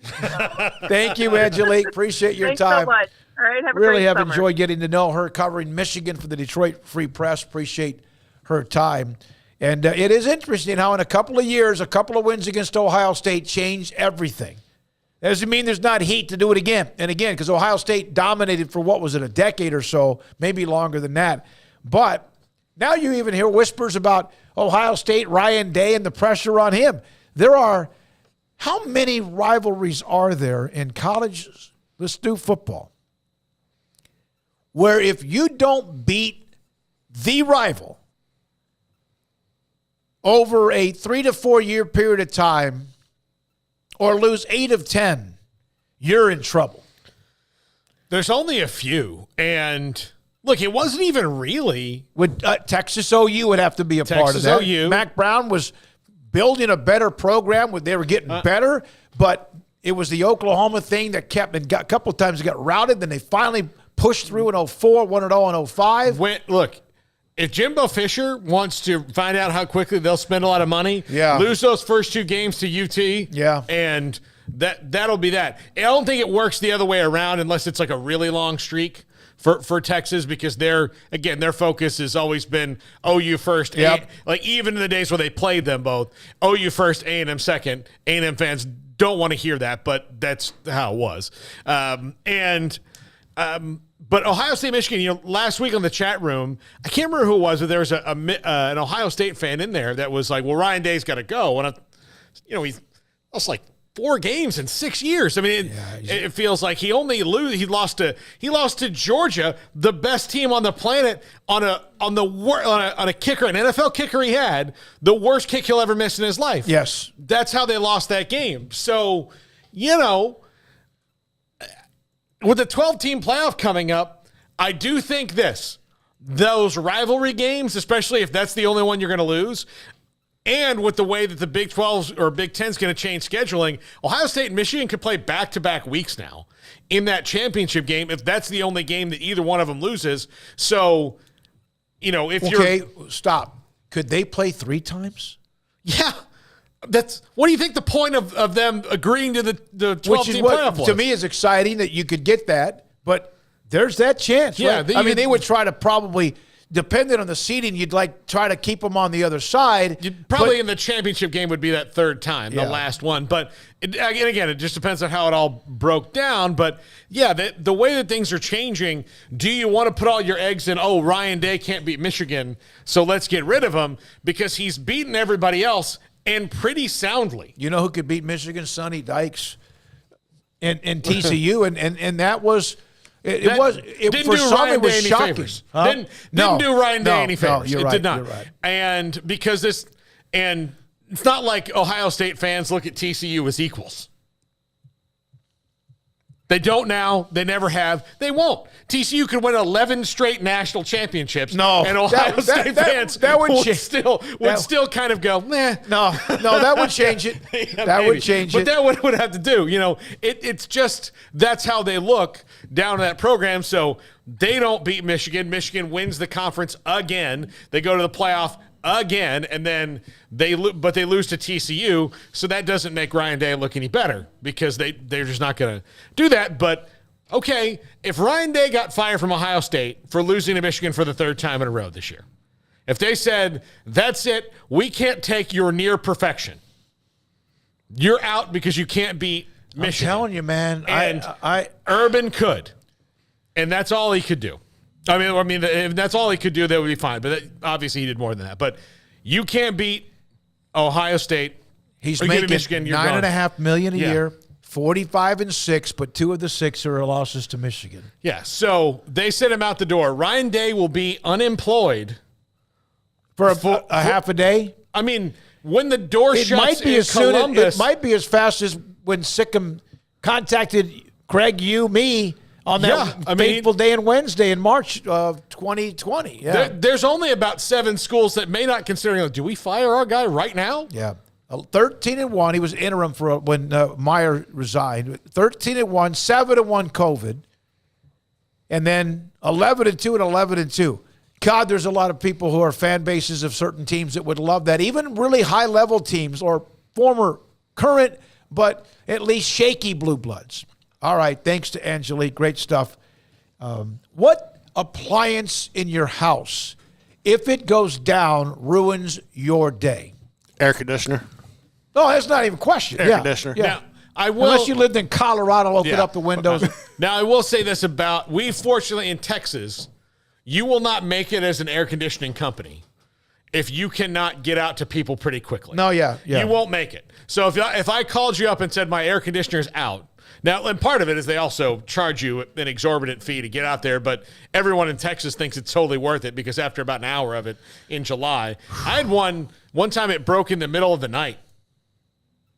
And then did you just wake up? It was hot? I woke up, and I don't know how long it'd been off, but it was July. It broke. So I looked up on my phone, 24-hour. Guy came to my house at 2:45 in the morning.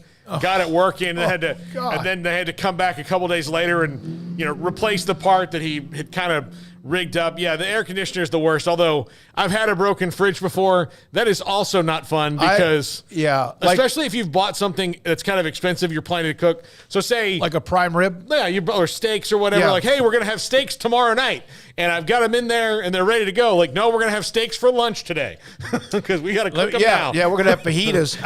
I never had any problems during the what was it?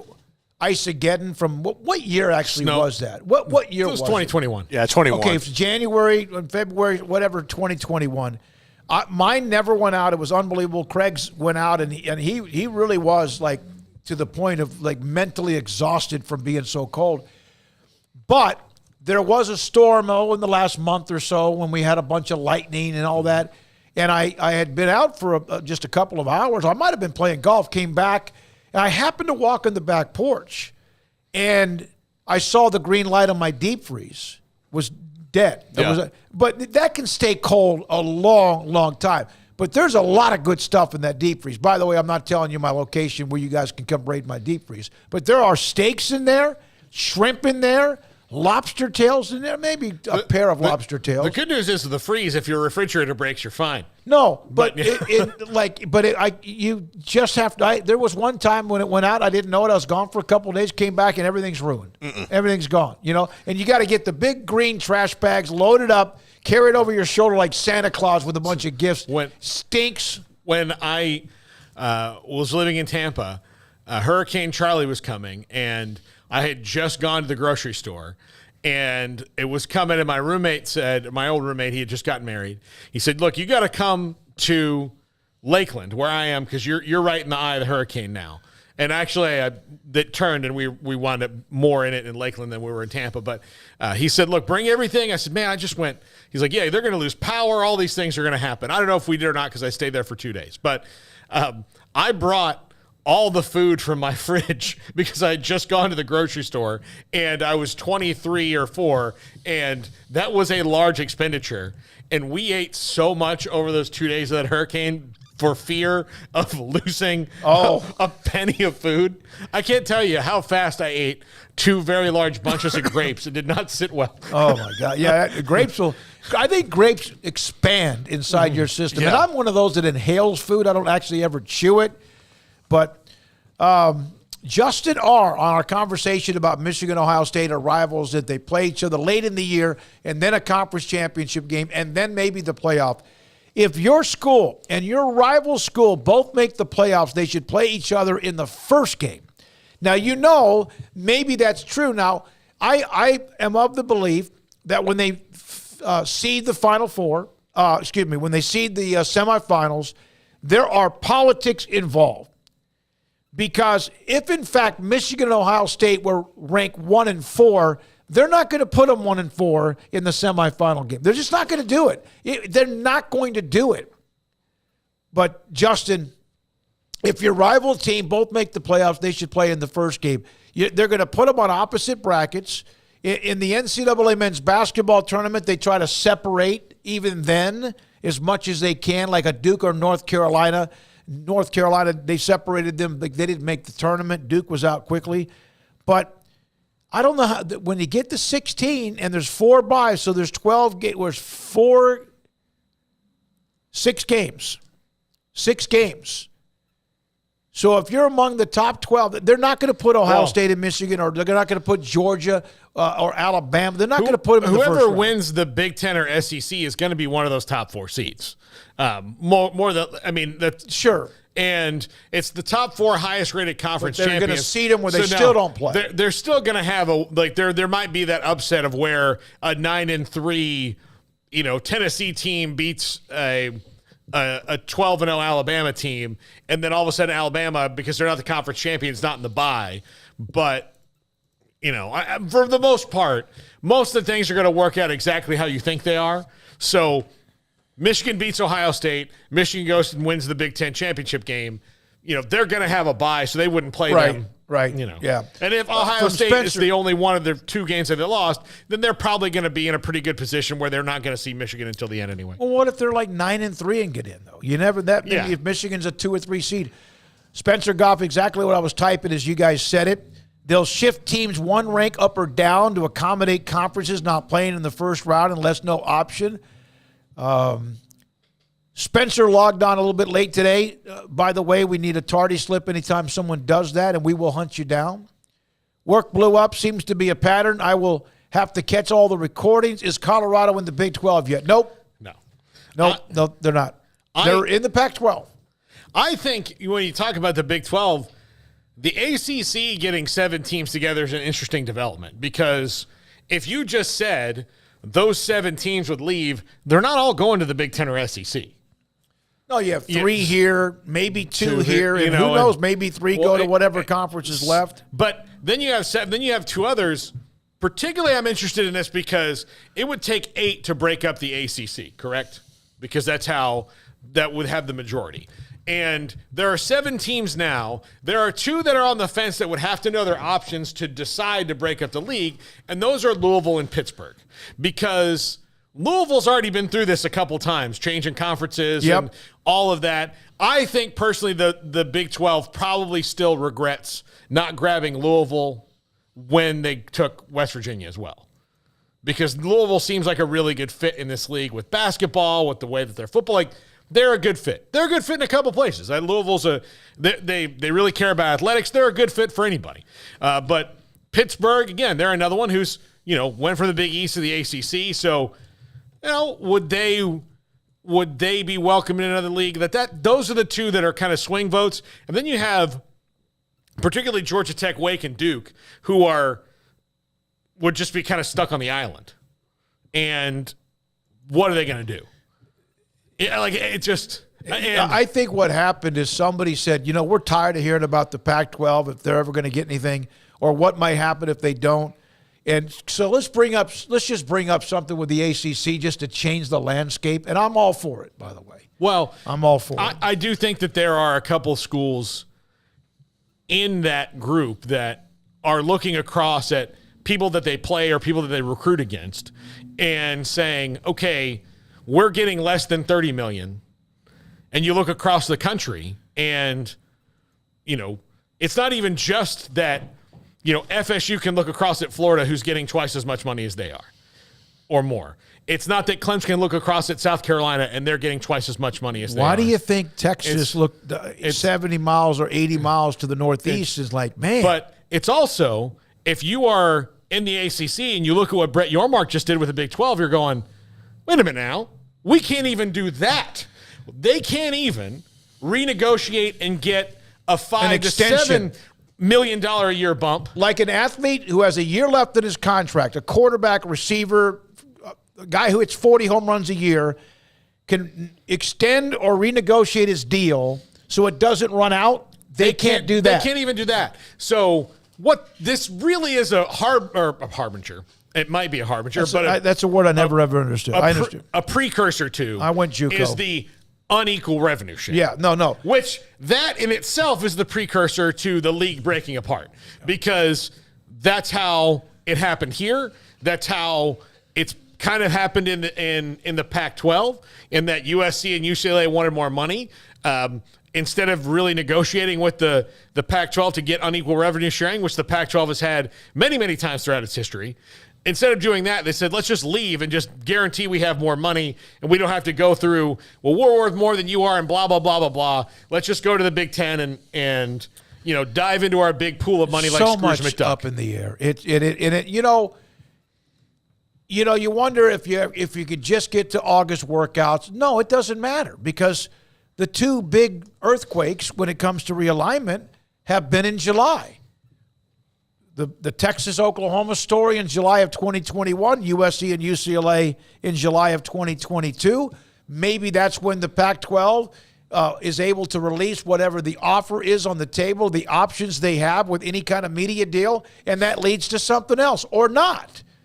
I really do want to get to a point where we can – it's great because we've brought a lot of you in, and hopefully our coverage has done that too.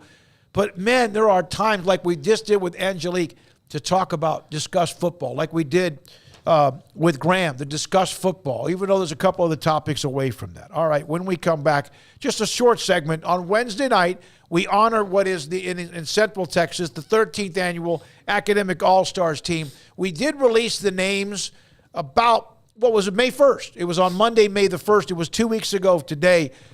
But the banquet is Wednesday night. And the newspaper ad came out yesterday in the Waco Trib, thanks to Alan Samuels, Dodge Chrysler Jeep Ram Fiat, and also EJ Gambardella. I'm going to show a picture of the graphic when we come back so you can see the 20 student athletes who we honor. And this is 365 Sports. Riverbend Liquor and Wine, Lakeshore Drive and North 19th Street in Waco, a hidden gem. My gosh, I've talked about it for so long now. You hear me talk about the same things all the time because it is true. They've got just so many great varieties of Texas craft bourbons there. They've got such a great craft beer selection. And, when you've got those different things rolling, that's summertime now. Look, we're in May. It's summertime. It's summertime brews. They've got some great stuff going on there. And they're always advertising what they have on the Instagram page. They've got the new location coming up downtown here. But look, go to the original location, the old granddad, I guess, as you would call it, the OG spot. And that is Lakeshore Drive, North 19th Street behind the bank. Just take a look around. See what they have there, especially if you're a bourbon fan and especially if you're a craft beer fan. Do that. You'll enjoy it. They're great customer service, a speedy drive-through window. Available on DoorDash if you can't go and walk around. But Riverbend Liquor and Wine is one of the best places you'll go when you are looking for wine, spirits, beer, any of that. They're great. They're fantastic. We love them here. They've been a sponsor since day one here at 365 Sports. Lakeshore Drive and North 19th Street behind the bank. It's Jeep season at Allen Samuels in Waco, and the deals on Jeeps are hot. Get a 2023 Jeep Grand Cherokee Limited with $5,500 in total values, or a 2023 Jeep Gladiator Sport with total values up to $5,000. Or if that's not enough, get a 2023 Jeep Compass with 5.9% for 72 months plus $2,000 in total values. Plus $500 bonus cash to first responders. Find the Jeep that's right for you at Allen Samuels in Waco. Waco Custom Marketplace is your hometown grocery store with a full-service butcher shop and bakery. Hi, this is David Smoak. The butcher shop can take your customized orders for seafood, pork, and poultry, and custom cut your favorite steaks from bacon wrap fillets to T-bone to bone-in ribeyes, cut specifically the way you want. They have Norwegian salmon fillets, catfish fillets, sliced ham or turkey and lunch meat, variety of cheese available, and several options of sausage links, fresh chicken breast or whole chickens, sliced bacon, pork chops, ground beef, marinated beef, and chicken fajitas, and always large briskets available, plus fresh vegetables. So the great product, customer service, and family tradition of the Bauer family continues at Waco Custom Marketplace, open Monday through Saturday. A full-service butcher shop and bakery available. Waco Custom Marketplace, 425 Lake Air Drive in Waco, or WacoCustomMarketplace.com. The future's bright, the time is now. College is what you make it. It's a late night pizza run and all-nighters coding a new project. It's having big dreams and making them a reality. It's a professor who knows your name and your story. It's preparation for your future, your calling, your life. And at Baylor, it's even more. Baylor, where lights shine bright. It takes time to reach goals. It's a truth that applies to more than sports. It goes for your financial goals as well. You work hard for your money, and you deserve an investment strategy that lines up with your game plan. And Chuck Verno, your Edward Jones financial advisor, can help. If financial investments aren't putting forth the effort you desire, stop by today for a financial review. Chuck Verno, 720 North 64th Street in Waco, 254-732-1161. Edward Jones, member SIPC. Stepping into the boots of a U.S. Army officer can add confidence and leadership skills to your son or daughter's career path. See all the things they can achieve in our boots at GoArmy.com. U.S. Army Waco Recruiting Company, 254-598-8131 or 254-776-1543. This is 365 Sports, powered by Sikkim365.com. Enjoying the show? Hit the like button and subscribe.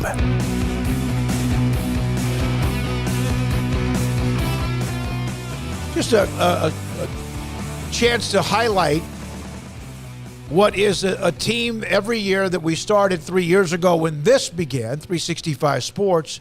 And something I've done since like 1991, I think almost every year but one since 91. Arrived in Waco in 2010 to ruin Paul's life. And we started immediately what is honoring student athletes who maintain, at the time it was a grade point average or an average of 90 or better. Now it's bumped to 95. Nobody complained. There are valedictorians and salutatorians, but there's also the larger schools around this area, Midway, Temple, Killeen High, the schools in Killeen, Belton. Not all of them have a representative, but they have over 2,000 students. Some have 2,700, and you might be 25th in a class of, 598 seniors. And so from schools that have maybe 100 kids to schools that have 2,900. So we mentioned the team on May 1st. Here is the ad that was in Sunday's Waco Tribune Herald. There's a picture, and there's the 10, 11 of the young men and women. Bill Peterson, the assistant head coach, associate head coach to Scott Drews, our guest speaker. There are the others. And there are the sponsors at the bottom. The average grade point average on a numerical scale is 102.6. Sounds like a radio station. And then there are 7 who have at least valedictorians or salutatorians. And we've had sometimes as many as 10 or 12. But valedictorian and salutatorian doesn't mean you're in, but it surely helps because a lot of them get really good financial money anyway. But go to the second page. The young lady, let's see, the second row, second one over in what looks like a gray shirt. That's Grace Stalker from Abbott, who's going to the United States Naval Academy. Wow. Yeah. So the boy next to her, Reed Tarter, and all these are like, for example, I think is it Ivory Scott or Talia Gibbs are going to Howard, which is cool. It's one of those traditional black colleges. I love that. But Tarter had a chance to go to Stanford or Rice. I never got those letters. He was going to go to Stanford or Rice. He picked Rice because he's on a track scholarship at Rice and just finished 6th in the state at the state track meet in the 1600. Broke a 43-year-old record at Midway High School for his time. So let's see. Westbrook, Nathan Westbrook, second row all the way to the right. He happens to be going to a place called Harvard. And these are just some of the stories. It's just amazing, these young men and women. Now, the gold star is actually the valedictorian. There's a notation to the right that's wrong. And we're going to reprint the newspaper ad Wednesday morning. It's on me and E.J. Gambardella. Thank you so much. But the gold stars are valedictorians. The silver stars are the salutatorians. And then, of course, the sponsors at the bottom. We're going to do that Wednesday night. Can't wait. Wanted to show the pictures of the young men and women that we honor Wednesday night at the Presidential Suite at McLean Stadium. 7 o'clock, our banquet will be conducted. All right, when we come back, his name is Luis Perez. Started out junior college. He then went to A&M Commerce.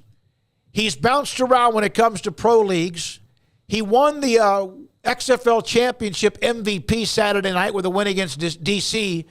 And what a story. What a story about him. You're going to be amazed. You think Ajani Carter was a great story, and I think it was. This is another one. Coming up next, this is 365 Sports. PettyClinicalOT.com. Dr. Kent Petty can help you become the high-performance man you want to be, need to be, and used to be. How does he and how can he do that for you? Males, men, you, if you're listening to us and you are paying attention, if you have any kind of issues, sometimes the most notable is you hear about ED. You hear about your sex drive is not the same. That can happen as you get older. That can happen. And it used to be like, oh my God, and some are still embarrassed by it. It's part of father time. Your testosterone levels can drop. Dr. Kent Petty can help you maintain your testosterone level and raise it if it needs to be. PettyClinicalOT.com, where he will then set up an appointment for you to get your blood work. You get the blood work, they get the results, and if your testosterone level's too low, he can put you in a program to increase your testosterone levels for your ED or sex drive or your energy or sleep habits or body fat that's there that shouldn't be there even if you're active. It's PettyClinicalOT.com. In our logo and advertising, we say we are people that you can count on. What does that mean? It starts with providing a quality vehicle and quality service at a fair price. But it also means we do what we say we will do, and we treat people fairly with respect. It starts by hiring great people, good local folks who work hard with a caring attitude. Our employees are the real reason we are people that you can count on. Put us to the test and see for yourself that at Richard Carr Motors, we are people you can count on. Waco Regional Tennis and Fitness on Lakeshore Drive is premier, elite, life-changing experience where you can change your mind, body, and soul. Waco Regional Tennis and Fitness offers over 40 group exercise classes each week, including boot camp, indoor cycling, and more. If you haven't been there in quite some time, you're missing out on the improvements for our members. New flooring in the weight room and locker rooms, new paint and mirrors added in the weight room and group exercise room, with more new machines arriving over the next few months. New free weights, weight machines, TRX rowing machines, stationary bikes, new treadmills, new elliptical machines on spacious weight room floor. Personal training with Christy London, Randall Corley, and Alex Bach, where you will be encouraged and motivated to grow. There's sauna, whirlpool, tanning bed, and kids club. The amenities are great. 16 tennis courts plus an 1,100-seat stadium court, 8 pickleball courts, youth and adult tennis and pickleball lessons. Visit our website, wacotennis.com, or visit Waco Regional Tennis and Fitness on Lakeshore Drive in Waco. TFNB Your Bank for Life is the official local bank of Baylor Athletics. Find out why more Central Texas are making TFNB their bank for life.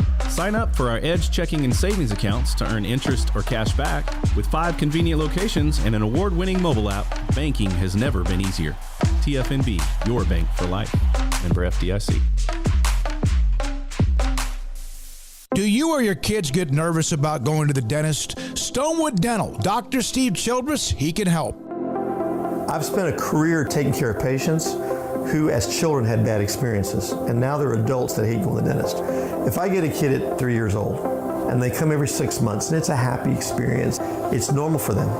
Now they have an accident at 6 or 7 or 8 at school. Now they have a broken tooth or a trauma, and they have to come here. They're used to lights, they're used to the water in their mouth, they're used to experience, they already trust us. It's amazing what we can do with that kid without it being a negative thing. But if I see a 6 or 7 or 8 year old that's never been to the dentist, and now they have a trauma or an unfortunate unexpected toothache, it's harder to do that for that kid and it not be somewhat of a negative experience. So bottom line is I try to teach kids and adults and teenagers and everybody the way I'd want my family treated, which is where it's a necessary part of life. You just take care of it. It doesn't have to be that big a deal. Learn more, stonewood-dental.com. Parenting is full of surprises. You never know what to expect. So after our son was born, I called my Texas Farm Bureau insurance agent to set up a life insurance policy in case something happened to me. Sawyer is now 2. And we'll soon have a sister. There's no one else I would trust with protecting my family. Stop by and see our agents at one of our 3 McLennan County locations. Coverage and discounts are subject to qualifications and policy terms and may vary by situation.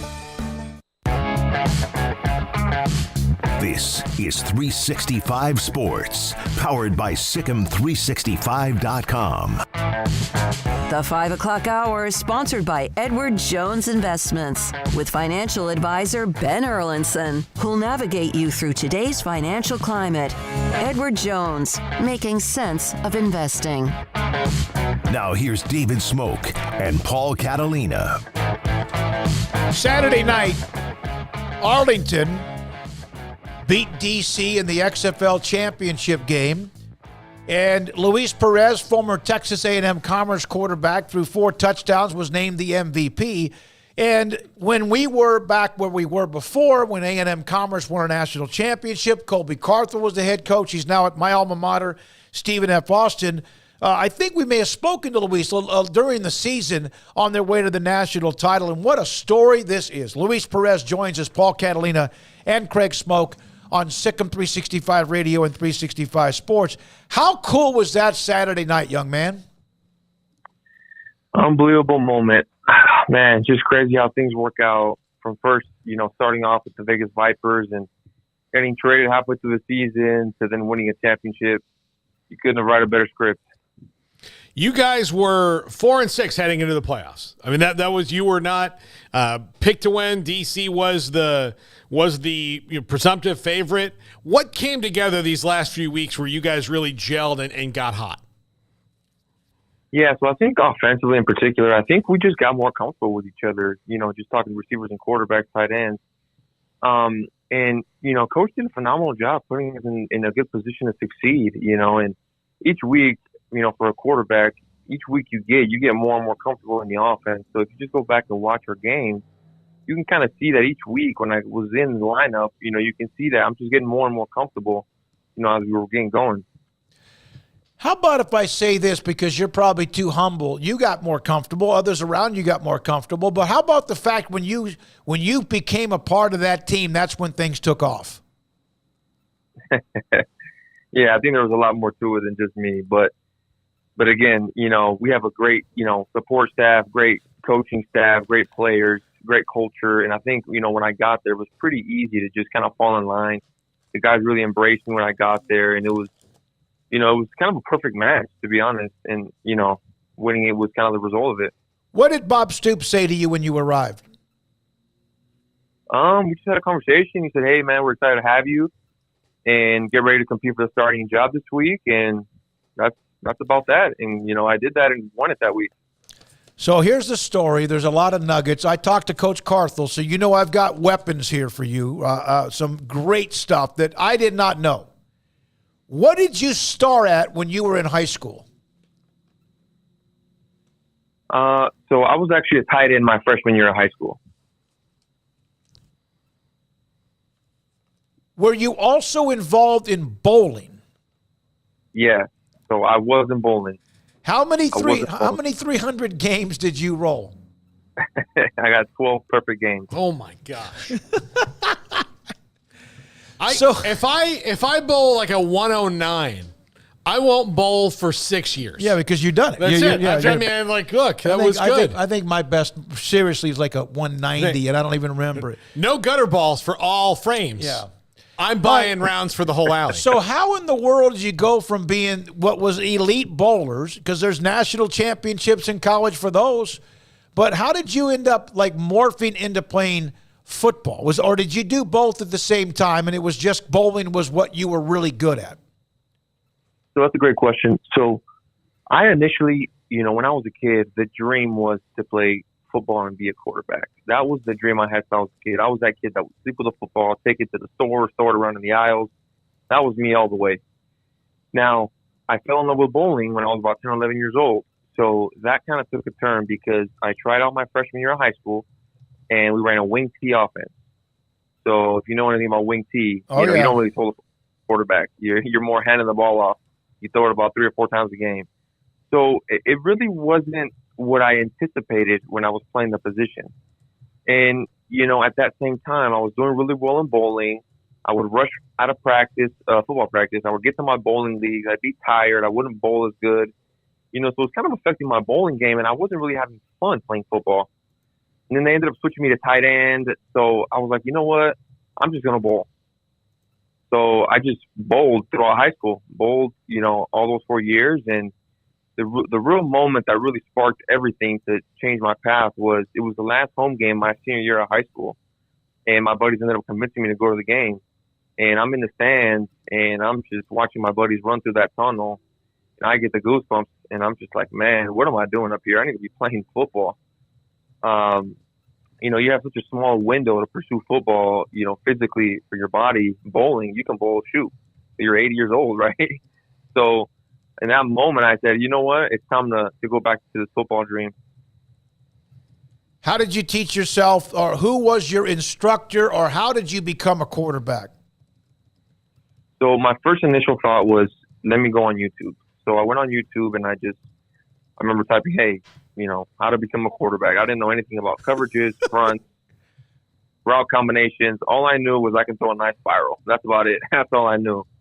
And so after that, I did that for a few months. And then I ended up finding out that actually a good buddy of mine, his uncle is Achilles Smith. I don't know if you guys know that name. Yeah, he was the third pick draft.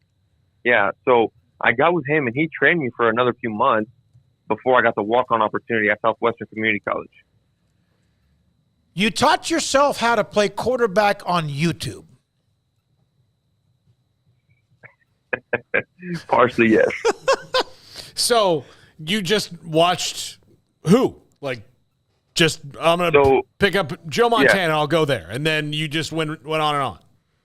Yeah. So my first official kind of video, I remember it. It was more of like a technique standpoint. It was more of like how to grip a football, how to properly grip a football, how to throw a football, throw mechanics.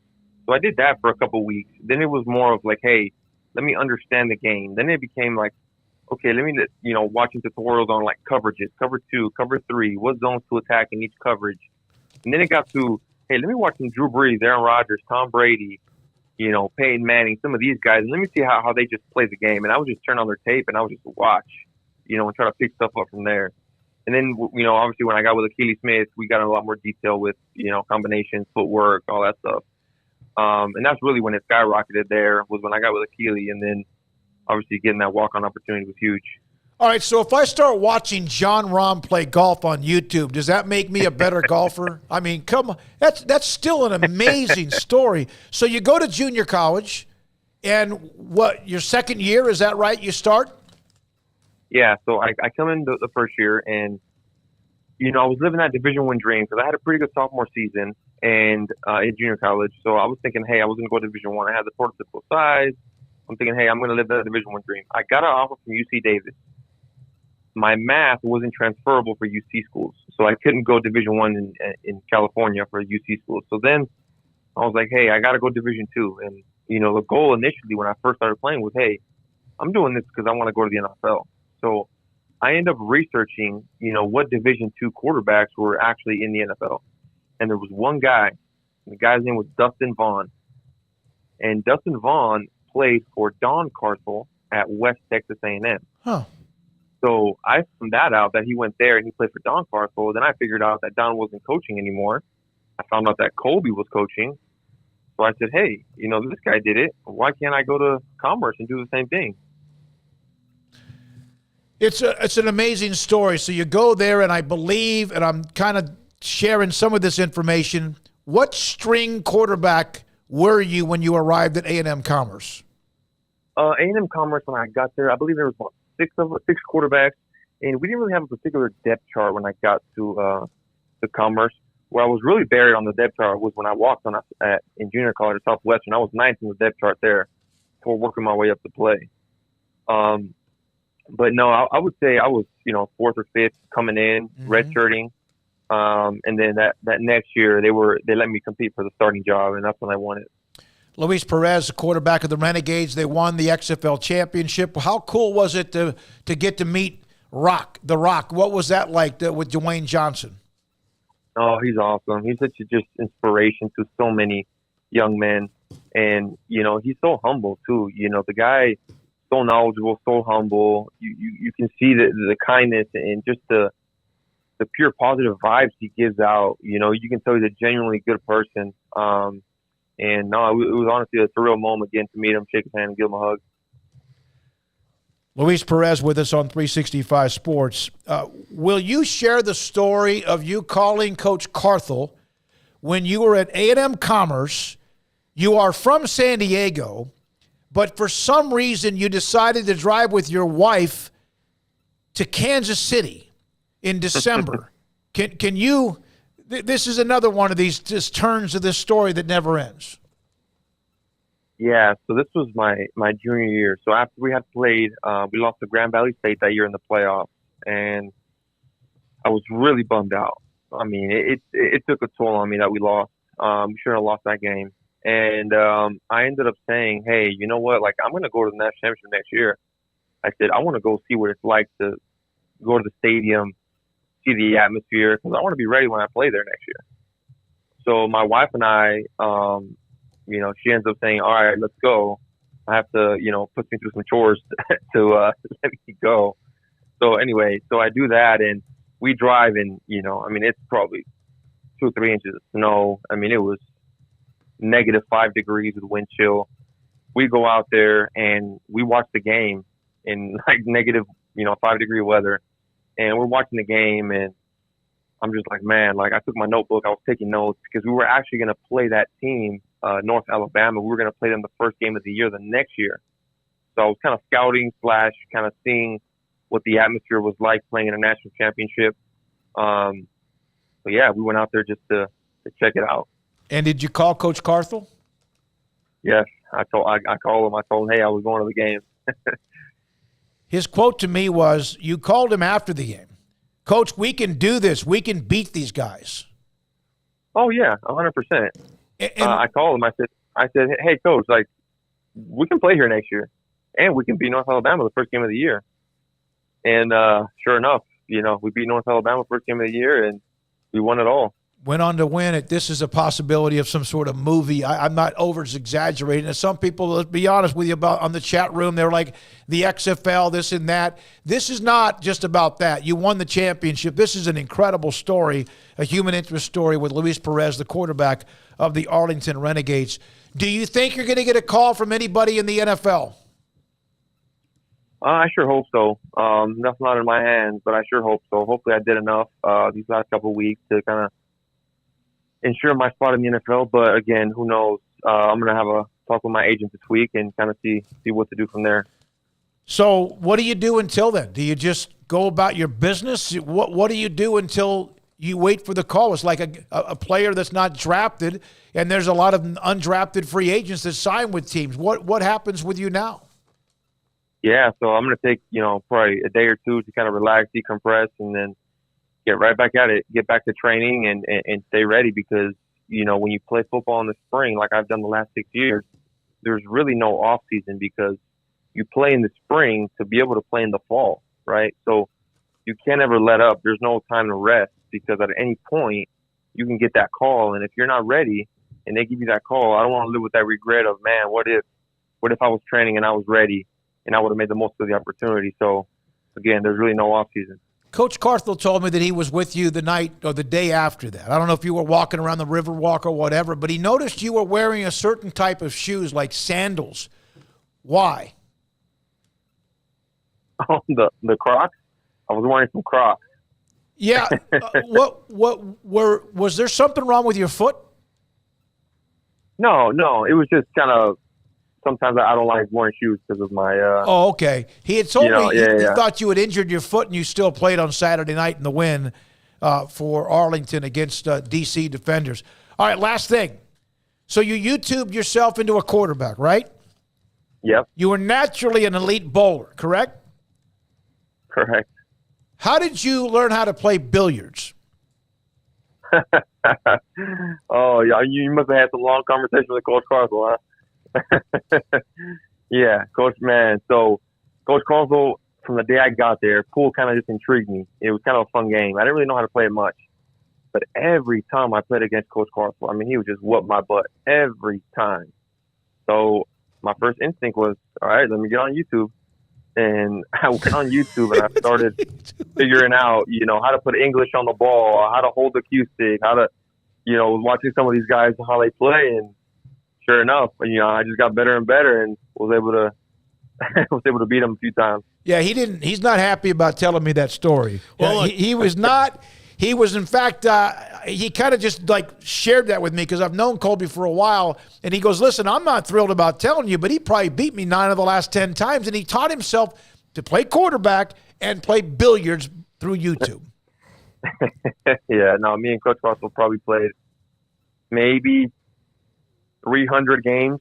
We would sit at the pool table for hours and play, and we had a good time doing that. Well, now, Luis, you can learn how to cook on there. There's a lot of things. If you are, yeah. Look, if you do anything on there, look, if you've learned how to play quarterback and have learned it well enough to where you got yourself a college scholarship and you're a professional athlete now, and billiards to where you feel confident enough where you can beat people, then if you start cooking, you could be like a Michelin star restaurant 5-6 years from now. Yeah, maybe. Who knows? We'll see. It is incredible. I know you had taken your family to the airport. Are they on their way, and then you're going to see them down the road? How's that working out? Yeah, so I live in San Diego right now. They'll go back home. I have some other obligations that I have to do the next few days, so I'm going to stay here for a few more days. And then from there, I'm going to go back home and see what happens from there. Well, Luis, it's a great story. We appreciate it. I remember the year you guys made the run at A&M Commerce to win the national title. It's been fun. Now, you did mention in the halftime speech, I don't know what you said in the postgame. I kind of had it off from the side, and we know Abram Smith, he played at Baylor, who was a hell of a player for DC and had a couple of touchdowns in that game. But you said at halftime that you guys are just a few minutes away from being the world champions. Yeah. Yeah. There's no XFL anywhere else but the U.S. But we're still world champs in my eyes. I love it, man. I love your confidence. Love your story. I'm so glad that we are able to get you on the show, and I appreciate you. I know it's a very, very busy day for you. We appreciate your time, and good luck going forward, young man. Appreciate it. Thanks so much. Luis Perez, MVP of the XFL championship game. I saw some reaction to the world champion. What do you say, Paul? There's no other XFL. He's the world champion XFL, but appreciate that. A couple of you John Dry and Vernon decided you didn't want to be a part John of this. stuck around. Okay, didn't want to be a part of the segment because XFL. This was not about the XFL. We mentioned it. It was because that's how Luis Perez eventually ended up on our show. This was much more about an incredible story about a young man that made himself into what he is right now today. And he may never get that shot in the NFL. He understands that. If you're a college football fan and you watch these guys play, you should be rooting for the XFL and the USFL. You really should, because it's a chance. It's a chance. And do you know that there's been I went back to the XFL feed, and this is over the last couple of months.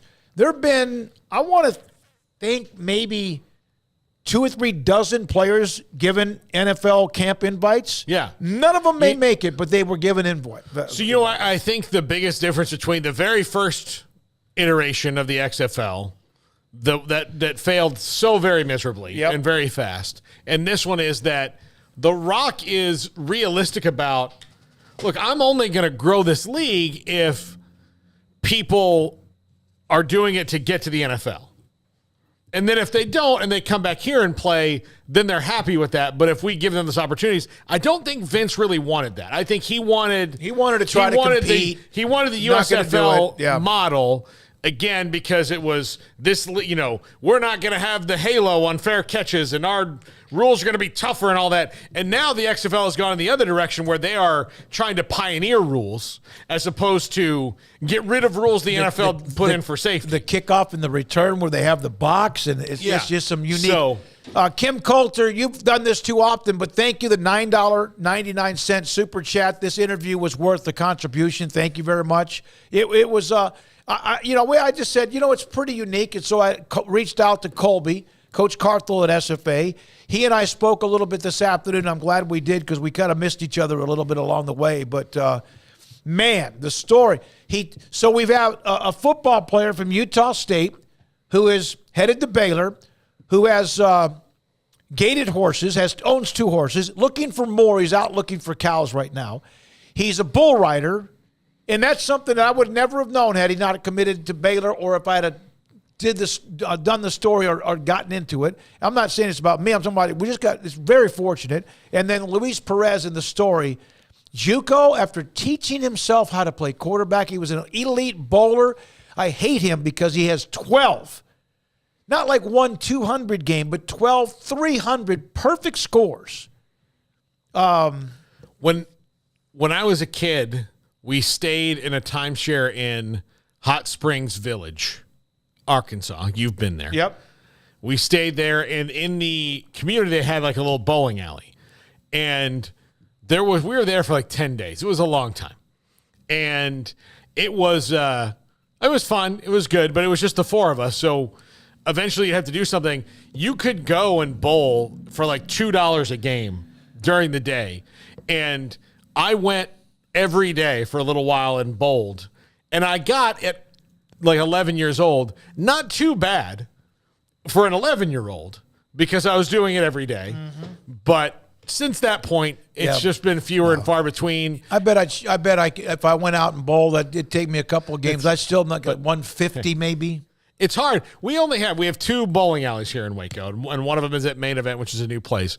But if you go to like the regular bowling alley, when you're an adult, you're going to intersect with league night all the time. And if I walk in, it's league night, I'm out. Yeah. I'm not. I don't want to be there. I'm embarrassed. I don't mind. Bowling's cool. I haven't bowled I've gone to a bowling alley in a long, long time. Bobby B.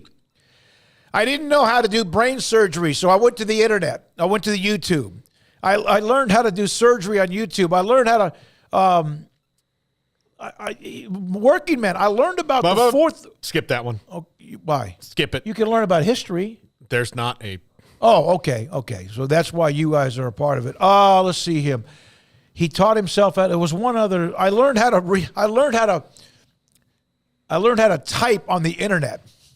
It's great. Appreciate the stories, and I'm glad John Dry you hung around to listen to that. But that was Luis Perez. When we come back, David Helman, FoxSports.com. Paul's Top 5 around the corner. And this is 365 Sports. Alan Samuels, Dodge Chrysler Jeep Ram Fiat. I showed pictures of what I drove.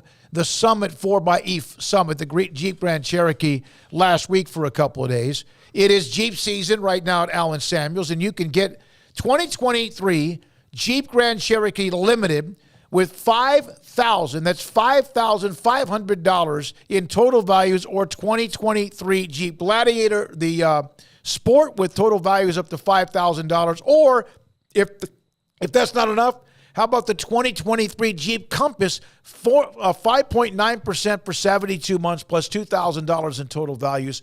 $500 bonus cash for anybody that is a first responder. I drove that Jeep Grand Cherokee 4xe Summit for 2 days. It was spectacular. That's an alpha dog.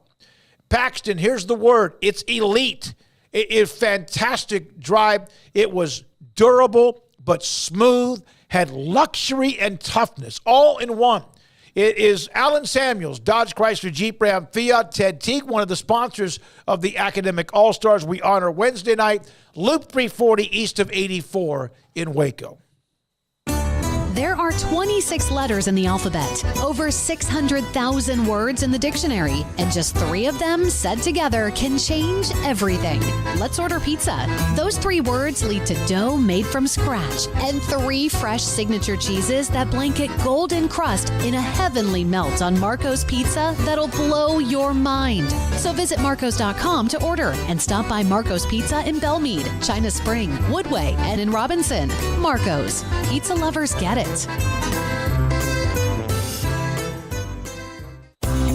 At Ideal MRI, we feel blessed to be a part of the Waco community. We're a small family business right here in Central Texas, and our goal is to bring down the cost of healthcare while maintaining high quality. At times like this, the cost of healthcare has never been more important, and unfortunately, significant illnesses and injuries still occur. That's why Ideal MRI is open and here to serve you through the difficult time. We offer premium MRIs just like a hospital with state-of-the-art technology and specialists, but you'll pay less. Sometimes thousands of dollars less, whether you're using insurance or not. At Ideal MRI, we accept most insurance and there are no hidden costs, even offering financing if that's needed. Everything included in the price, and you'll not get something as a surprise in the mail later on. If you need an MRI, ask your doctor about Ideal MRI. They'll know. You can schedule an appointment safely from home online in minutes at idealmri.com or give us a call, 833-IDEAL-MRI, idealmri.com.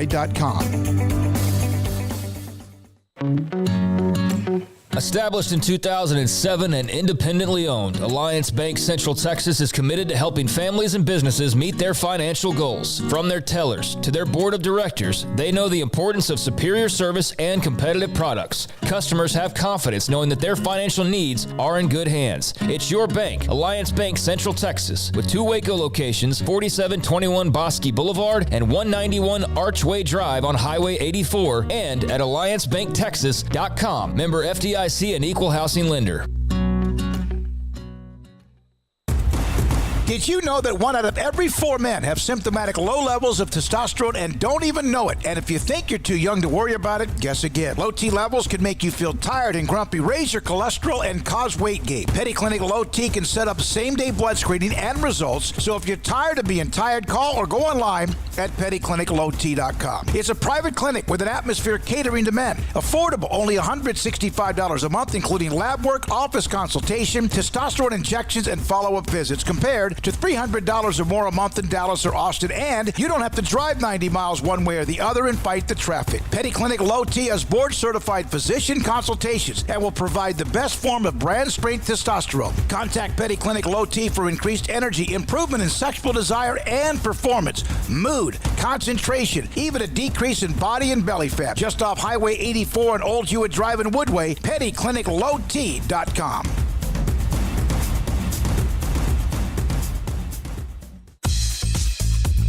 Baylor Scott & White Southwest Sports Medicine and Orthopedics, the team physicians for Baylor Athletics, diagnosing and treating all sports-related injuries, including concussions. These specialists also provide orthopedic services for athletes and non-athletes alike, whether it's knee or shoulder pain, a wrist injury, orthopedic spine care, and even an arthritis and total joint clinic. Trust the doctors Baylor Athletics trust. Baylor Scott & White Southwest Sports Medicine and Orthopedics wants to get you back in the game.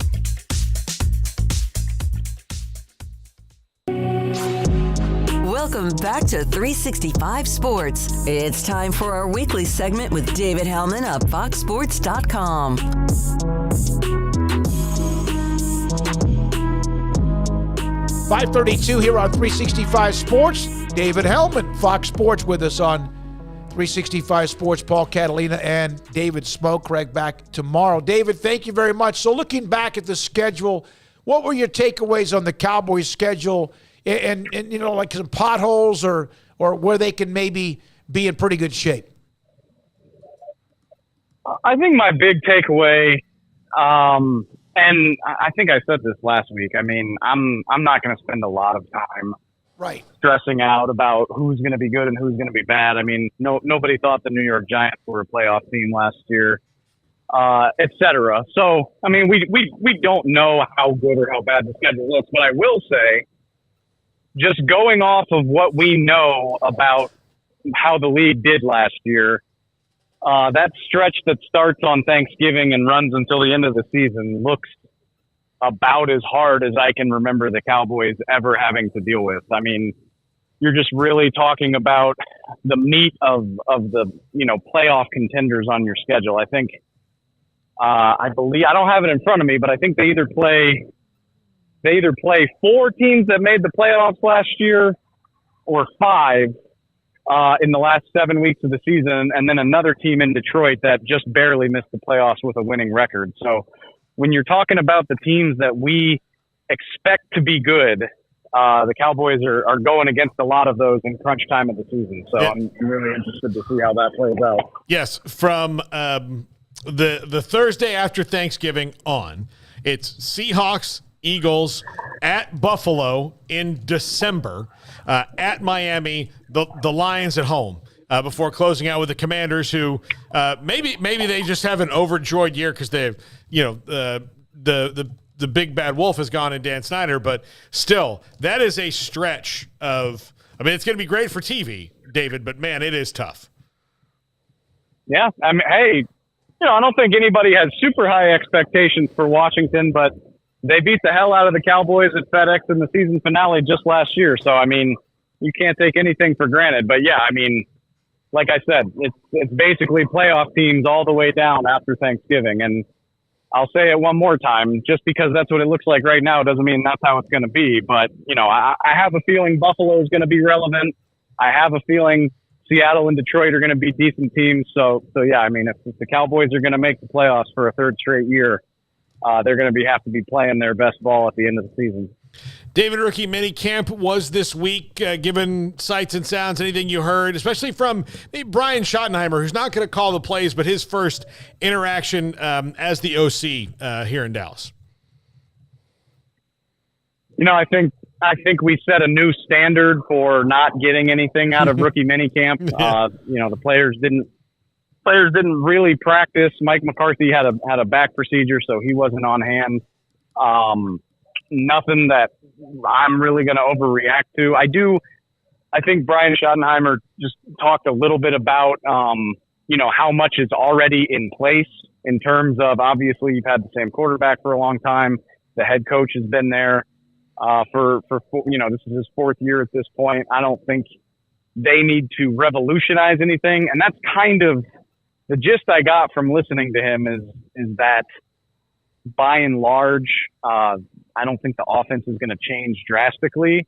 And that kind of put my mind at ease because, you know, you don't need to overhaul something that's been top 10 for most of the last 5 years. You know, obviously I think there are ways you can tweak it. I think there are some valid criticisms of the way they've stalled out against some better opposition. And maybe a guy with as long of a resume as Brian Schottenheimer can help with that. But I think it's good to know that I don't anticipate any kind of overhaul. And then at the end of the day, and Schottenheimer even acknowledged this, is, you know, Mike McCarthy's the one calling the plays. So I think that's kind of where the buck stops. So, you know, nothing that really drastically changed my opinion of how things are going to be. But like I said, I think it puts my mind at ease a little bit to think that, you know, they're not revamping the entire playbook from scratch. The back procedure that Mike McCarthy, or the issues that he's had, I have a little flare-up sometimes myself at the bottom, and it could create other issues. I'm not trying to be dramatic here, but back issues usually don't go away. Is this any kind of a concern? I'll be honest with you. I don't know. I haven't really checked in with anybody about that.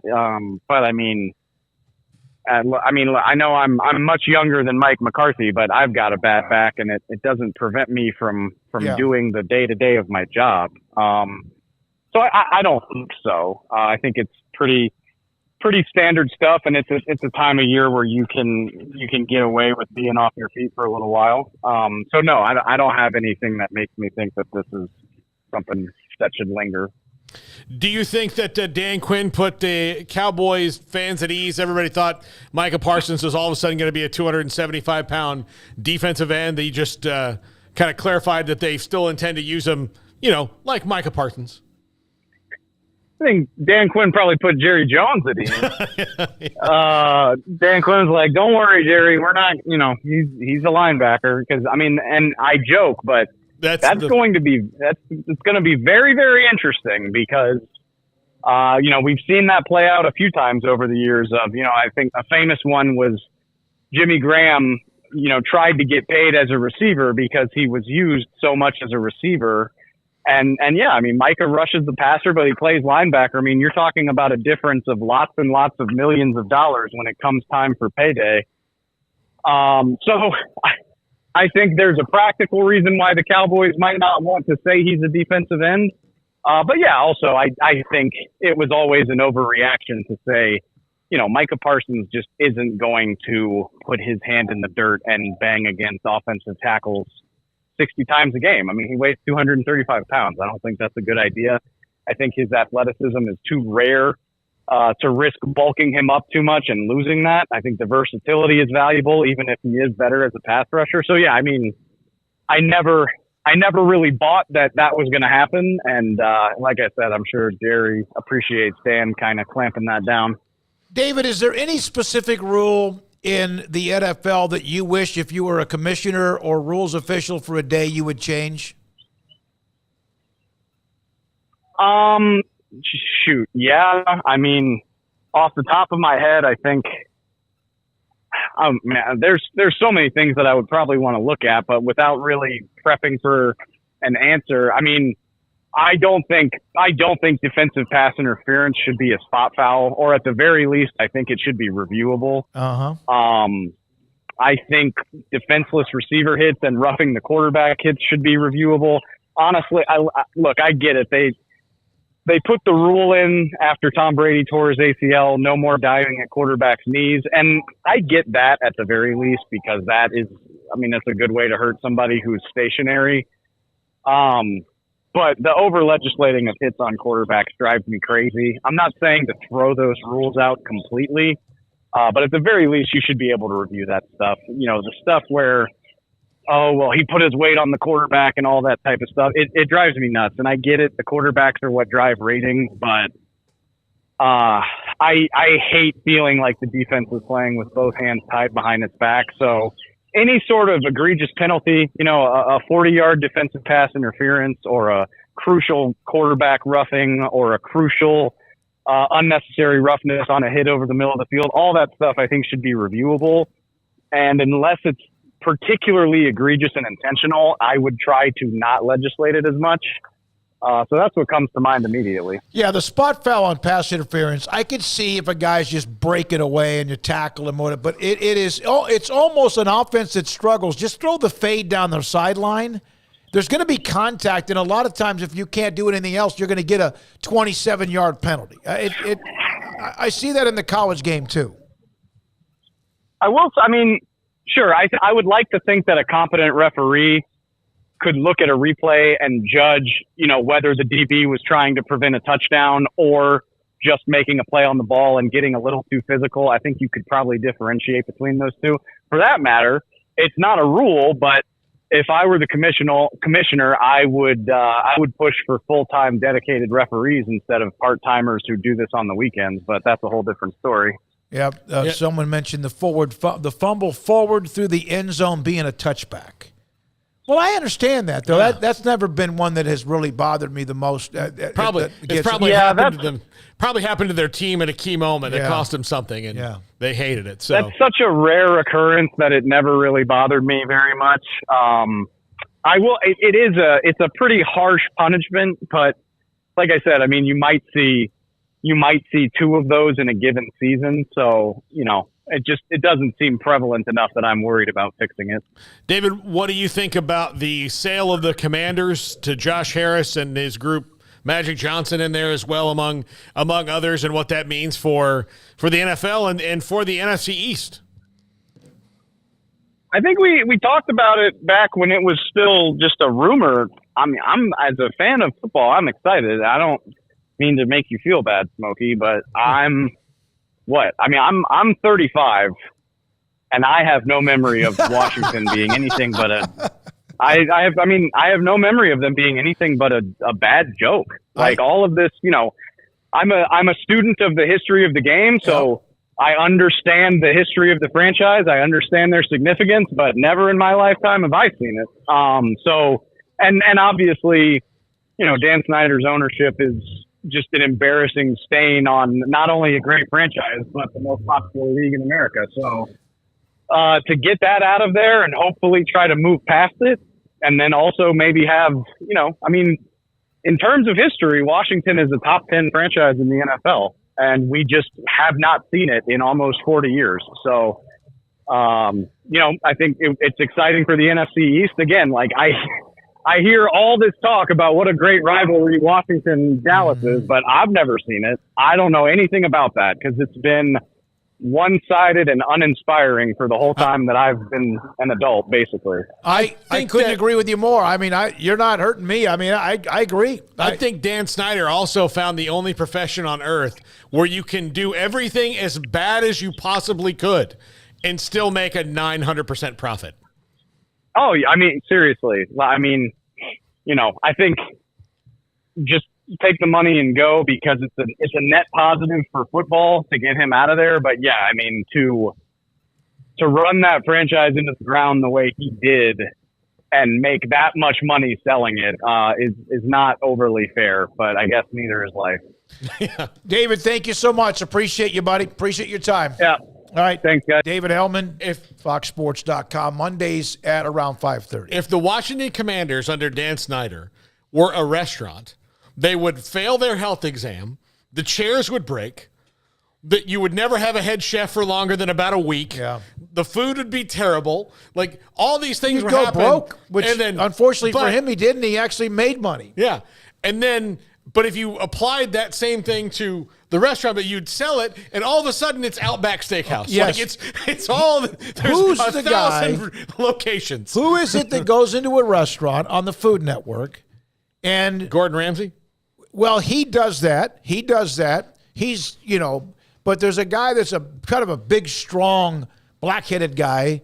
You mean Bar Rescue? No, that's Bar Rescue. That's the guy. That's funny, too. It was the same thing, same type of theme. He walks in the door. He'll go and Ramsey will go in and he'll like dress himself up as a woman or. Yeah, I mean, I don't know. I'm not. Yeah. He will go in there, camouflage or whatever, and they don't know it's him. Mm-hmm. Like dressed up as he's an old guy with a long hair or whatever.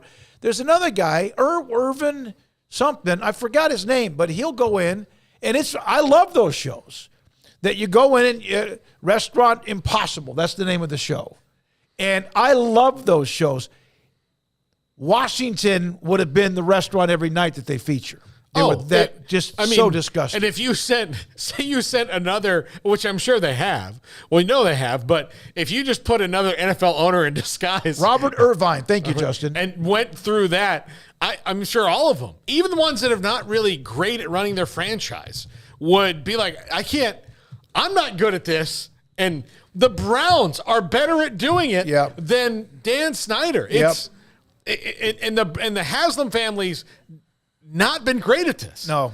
So, well, no, he was a fanboy with a lot of money, And when he first took over the team, I always have tremendous respect for Jack Kent Cooke because he ran the franchise plus the Joe Gibbs years. It wasn't as if they were always great with him, but they were always good. Garrett, they were good. I mean, they were competitive. They were very competitive, and think about this. It took perhaps the greatest 3 or 4 year run of a team in NFL history. I'm not trying to say better than the Packers of the 60s, but the Cowboys of Jimmy Johnson and that team was what unseated them. They won the Super Bowl the year before Dallas ripped off 3 out of 4. It took that young, unbelievably deep, and incredibly talented team to unseat Washington when they won Super Bowl 26 the year before and beat the hell out of Buffalo. I just wish I would have been able to enjoy more of it. Because I'm kind of like David. I'm 38, so I didn't really have. When were you born? 85. So I vaguely I remember that game being on TV, but that Super Bowl. But you missed the 82 team that won it with a strike shortened season. Yeah. Then they got mauled by the Raiders the next year, and that might have been their best team ever. 87, Doug Williams, you were in diapers. Yep. 42-point second quarter, and then 91, you were still too young to know any better. I was still too young, yep. 91, I remember vividly. Mark Rippon had a once-in-a-life. He was good for a couple of years, but they had a heck of a team. They were good across the board. And unfortunately for the Bills, that was their second straight loss. The Giants the year before, and then twice got mauled by the Cowboys. Mm-hmm. But in that game with Buffalo, they were just better. But that was kind of like – and then there were a couple of teams. And then you had the RG3 hope. And then that was derailed even before the season ended. Yeah, we were there. We went and we interviewed Robert in a hallway between the locker rooms on Thanksgiving Day. Yep. And they came in and beat Dallas, and he threw a bomb to the kid from whatever his name he's from, like McKinney or something or Waxahachie Robinson, the wide receiver. Of all things decent, that was a rough day for me because I had to watch Washington beat Dallas, and it felt like it was the worm had turned because of RG3 for a long time, and Kenny Chesney was the halftime performer. So it was just a bad day for me all the way around. Everyone else, probably doesn't feel the same way, but it was a rough day. And locked in a room and had to listen to that. You seemed to be really happy that day. You acted that way to make me feel better. The funniest thing was I had forgotten. I was typing away it man, it was a rough first half for the Cowboys, and RG3's looks great. And then I look over and he's got this poo-eating grin on his face, to put it nicely. And I was like, what are you looking at? And I'm a well-known person who does not Kenny Chesney, and he's laughing, and then all of a sudden you just hear the announcer boom, ladies and gentlemen, multi-time Granny winner, Chesney, and I was like, come on! All right, if you had to pick, and we got to go, if you had to pick, you have to be at a concert. You have no choice. You have to attend a concert. You can't put earmuffs on. You can't, and you had to pick between Kenny Chesney, Rascal Flatts, and who's the other one? Maroon 5. Maroon 5. It would be Kenny Chesney.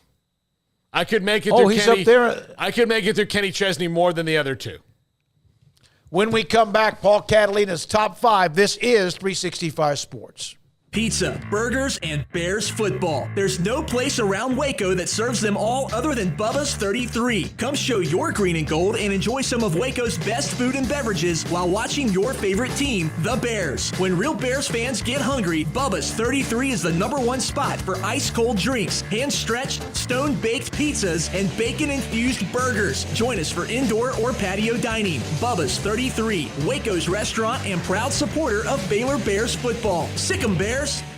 Boozers is the wedding ring store and more. If you're ready to get engaged or already married and want to upgrade your wife's ring for a special anniversary, Boozers is the place to go. With the largest selection of premier quality diamond engagement rings and wedding rings in Central Texas. They have 7 cases with over 300 styles of rings from top designers like Natalie Kay. Choose from yellow, white, or rose gold, plus beautiful top quality loose diamonds. With an in-house jewelry, they can also custom make anything you want. Bring in a picture or drawing and let let Boozers create your one-of-a-kind pendant or ring. They can even use some of your old gold and diamond jewelry to create something new. At Boozers, you'll find a great selection of quality timepieces, and Boozers is the place for expert watch maintenance and repairs too. They specialize in expert Rolex watch repair for fine jewelry, watches, custom work, and more. Go to Boozers on Valley Mills and Lake Air Drive in Waco. Boozers, the wedding ring store and more. How did Edward Jones become one of the biggest financial service companies in the world? By not acting that way. Financial strategies, one-on-one advice, it's a big difference. And that's why Brad Wilson, your Edward Jones financial advisor, makes sense of investing. Experience the difference for yourself. Brad Wilson, 250 Sharon Drive in Woodway, 254-776-4337. Edward Jones, member SIPC. With so many companies and policies out there, it gets so confusing shopping for insurance, and I never know if I'm getting the policy that's right for me. Luckily, I met the team at the Niche Group Insurance Agency. With the Niche Group, you can go to one company and get access to coverage options from many insurance carriers, and you get to speak to a real person about your specific coverage needs. With the Niche Group, I know I'm getting the right coverage at the right price. If you need insurance, talk to the experts at the Niche Group at 1-800-258-8302. Aaron Duvall, owner, Texas Beef House. Why did you get into this business? We kind of were born into it, and it's been for several generations. Our family's been in the beef business, the ranching business, and we've specifically got into the beef business back in about 2015 when me and my son decided to form Texas Beef House and sell directly to the public. Aaron, everyone knows about Wagyu and how elite that is when it comes to beef. What separates you from anyone else that may do this in this type profession? We selected out Wagyu mainly because it's such a quality beef, and it's consistent. Some beef, some breeds, you may have, a good animal every now and then, but Wagyu produces really consistently good beef every time. Where is the best beef in Texas? Your house. When you order from Texas Beef House, unleash the flavor of Texas raised Wagyu. From our pasture to your plate, TexasBeefHouse.com. It's time for Paul Catalina's Top 5, brought to you by Texas Beef House. Where's the best beef in Texas? Your house when you order from Texas Beef House. Unleash the flavor of Texas-raised Wagyu. From our pasture to your plate, TexasBeefHouse.com. By the way, in case you're wondering, it was a Sharpie I bounced. Sharpie. Extremely bounceable pens. Sharpie. Go ahead, Mike. That looks like it's a dry eraser. No, it's a Sharpie. It's just a permanent. It's for, I keep one Sharpies here. have a top that is hard to pull. Yeah. That's very secure, so you didn't get anything on the floor. I keep one here in case somebody comes in and I have to sign an 8x10 glossy. It's good. Don't you get tired of that? It's good business practice. It's always a very, it's such a compliment. You know. When Garrett was 12, he asked me for one. Yeah. Yep. You got to sign them and personalize them, reach for the stars, kind of stuff. By the way, on Texas Beef House, Sick'em 10. If you use that code word, you get 10% off your first order. First order. And we talked to Samantha. There's a new commercial on, and it's great. You got Memorial Day around the corner. They got 4th of July. Like family pack kind of Family things. pack type of stuff. But again, TexasBeefHouse.com. Yeah. All right. Top 5 under-the-radar players that'll be missed in the Big 12. These are all guys that were undrafted free agents. I went through and went with the undrafted guys because sometimes – it's easy to say like, Texas is going to miss Bijan Robinson. Yes, they're going to miss him. But who around the Big 12 are guys that contributed regularly to their teams and were there for some big plays? And so, there's a new team in here as well. There's a Cincinnati player, but guys who contributed that are going to be hard to replace, even though they weren't first, second, third, fourth, or draft picks at all. Under the radar. Again, not the defensive end from Kansas State. Yeah. Not Bijan. No. You're talking about these not are guys, Tyrell Wilson. Yeah, these guys are all undrafted free agents. So in the NFL right now, or guys who are maybe even getting tryouts, but there were good big contributors, and some of them I think are probably going to make teams eventually. Number 5, Amari DiMercado, running back at TCU. Look, whenever Kendry Miller was tough as nails. Whenever Kendry Miller was banged up, they didn't really miss that much of a beat with Amari DiMercado. I don't know what his NFL future is. I have no idea, and he's at a position that is forever devalued now at running back. But in the college game, when you have a guy who is a stud like Kendry Miller, and then he had ankles, hamstrings, bruises and that, and would miss time. They really never missed a beat. And, yeah, they're going to have to replace both those guys at running back. They'll be fine at TCU, especially given that offense is really good. The Kendall Browse offense is really good about putting in running backs and having them be productive. But reliable, tough, short yardage, whatever you wanted, Amar DiMercado, a guy that the Horned Frogs are going to miss for sure. I don't have the height, and I'm not trying to compare him to the young man from Round Rock Stony Point that Baylor had. There was a Glasgow Martin. Yeah. It's a banger. I think he's Similar faster. style, yeah. But, wiry, tough as nails, and you needed an inch. He was going to give you an inch and a half. Yeah. Number 4, Lonnie Phelps, defensive end from Kansas. This guy's really athletic, defensive end. Size-wise, though, an NFL tweener. But one of the things that people forget about Lonnie Phelps is very good special teams player. Very good special teams player. That's his path to the NFL. That's how you make it. That's how he's going to make it. But those little things, not only are they going to miss on defense, but really good, kind of do-it-all guy on special teams for the Jayhawks last year. And those are, yes, it's about Jalen Daniels. It's about some of those playmakers on offense for them. But for a Kansas defense who wasn't very good, a guy who can make a play every now and again, and someone who can make a play on special teams and improve improve their field position on the way back. That's Lonnie Phelps. They're going to miss him as well. When I vote, we wrote for the Big 12 preseason, and then there's a vote at the end of the year. I remember looking around with him. I didn't vote for him. There was this tough competition, but very good player. Here's one you might have voted for. I voted for him early in the year. I can't remember if I voted for him at the end. But Brock Martin, defensive end from Oklahoma State. Yep. Really good. Yep. A very good tackler. Very good tackler. Again, one of those guys that is now that he's at this next level, he's not built prototypically. And he maybe doesn't have some of the measurables, but someone who's a good tackler and in the right system could be productive. But he played on some good Oklahoma State defenses. And before they, we forget, but Oklahoma State was rolling along pretty well until the entire roster somehow got injured at once. Yeah, within about 10 days, yeah. I've never seen a rash of injuries like that at key positions, all coinciding. I remember that you've seen them staggered, where you just couldn't. This guy gets healthy, and then you got 2 guys out. This was everybody at once. Yeah, I don't want to jump the gun on this, but I thought I heard his name called a lot when they played Baylor at McLean Stadium, and that was when Oklahoma State just kind of dictated the game early. Baylor had a couple of opportunities, but that was a nice win. And then really after that, Oklahoma State had maybe 1 or 2 others, and then they just kind of faded, like Baylor did. Yep. Number 2, Ivan Pace, linebacker. Hell of a player. Cincinnati. This dude. I voted for him on one of those postseason awards, what would that have been? The Bednarik or something? Yeah. I'm not sure I voted. Yeah. I can't believe he wasn't drafted. He is a baller. Yeah. And Emory goes, Paul, this dude is a specimen. Yeah. Yes. He is carved up. He is absolutely carved up. I can't remember. I had it earlier where he got signed. This guy's going to make an NFL roster eventually, because he's going to play well on special teams because he's a tackling machine. He's a special. He was signed by the Vikings. The Vikings, yes. I bet you the Vikings have a couple interesting ones. They've also signed Andre Carter from Army. Oh, really? Yes, and he undrafted free agent. I'm surprised he went undrafted. There's actually a YouTube, speaking of YouTube today, Cincinnati Bearcats draft. What happened to Ivan Pace as far as why he dropped through? Yeah, here's when the 5th round hits, there's not a lot of difference between some 5th round guys and a bunch of undrafted free agents. There's a statistic, in fact, glad you brought that up. I didn't print it. I should have over the weekend.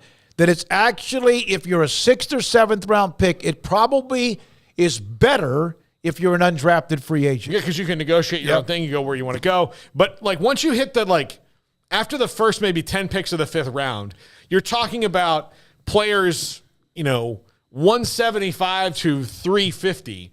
And if I'm a 91.2 grade, you're a 91.18 grade. Yeah. There's really little, and it gets into, we need some linebackers, or we need this, or we need that. We like this guy. He fits better. That's where it goes. And number 1, Cade Warner, son of Kurt from Kansas State.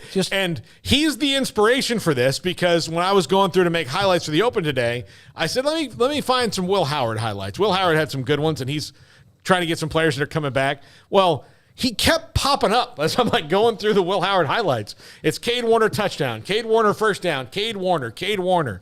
And someone who's probably had a lot of advantages because of who his dad is and working out. I would not be surprised to see him. He's with the Buccaneers right now. Cade Warner is on their rookie squad. So I would not be surprised to see Cade Warner make his way on an NFL Good roster. Route runner, sneaky speed, great hands. What else did you want? He kind of. I don't even know the size difference. Who was the receiver from Purdue that was drafted? It was pretty good. I saw him he got 8, 9, 10 catches a game. Warner kind of reminds me of him. And again, Warner's like 6'1". I'm not sure the kid from Purdue, the wide receiver, was, I don't think, that tall, but very reliable. All right. Well, they also lost, Kansas State lost him and Malik Knowles. That's two very reliable big play wide receivers from him, both not back this year for the Wildcats. So that's the top 5. We learned today you can learn how to play quarterback and learn how to become better at playing billiards if you do a lot of work on YouTube. I love watching YouTube, some of the segments, comedy, songs, things like that. I enjoy it. Oh, it's raining again in Waco, by the way, and we can use as much as we can use, although I'm getting kind of tired of it. Almost kept me from playing golf this weekend, but I still did. All right, Emery Winter, thank you very much. Jack McKenzie was here for a step, and it's unbelievably nice that we know Levi is alive and well, Levi Caraway, especially after covering Baylor baseball. Great to see you, Levi. Mitch Thompson will be just fine, thank you. Garrett Ross, great stuff. Paul Catalina, Craig back with us tomorrow. Hall of Fame pitcher Tom Glavine. We haven't had him on in over a year. He was one of our early guests when we started back in April of 2020. Tom Glavine joins us on all the new stuff going on in baseball. That's tomorrow. This is 365 Sports. Sports tonight at 10:30 on the CW. Good night.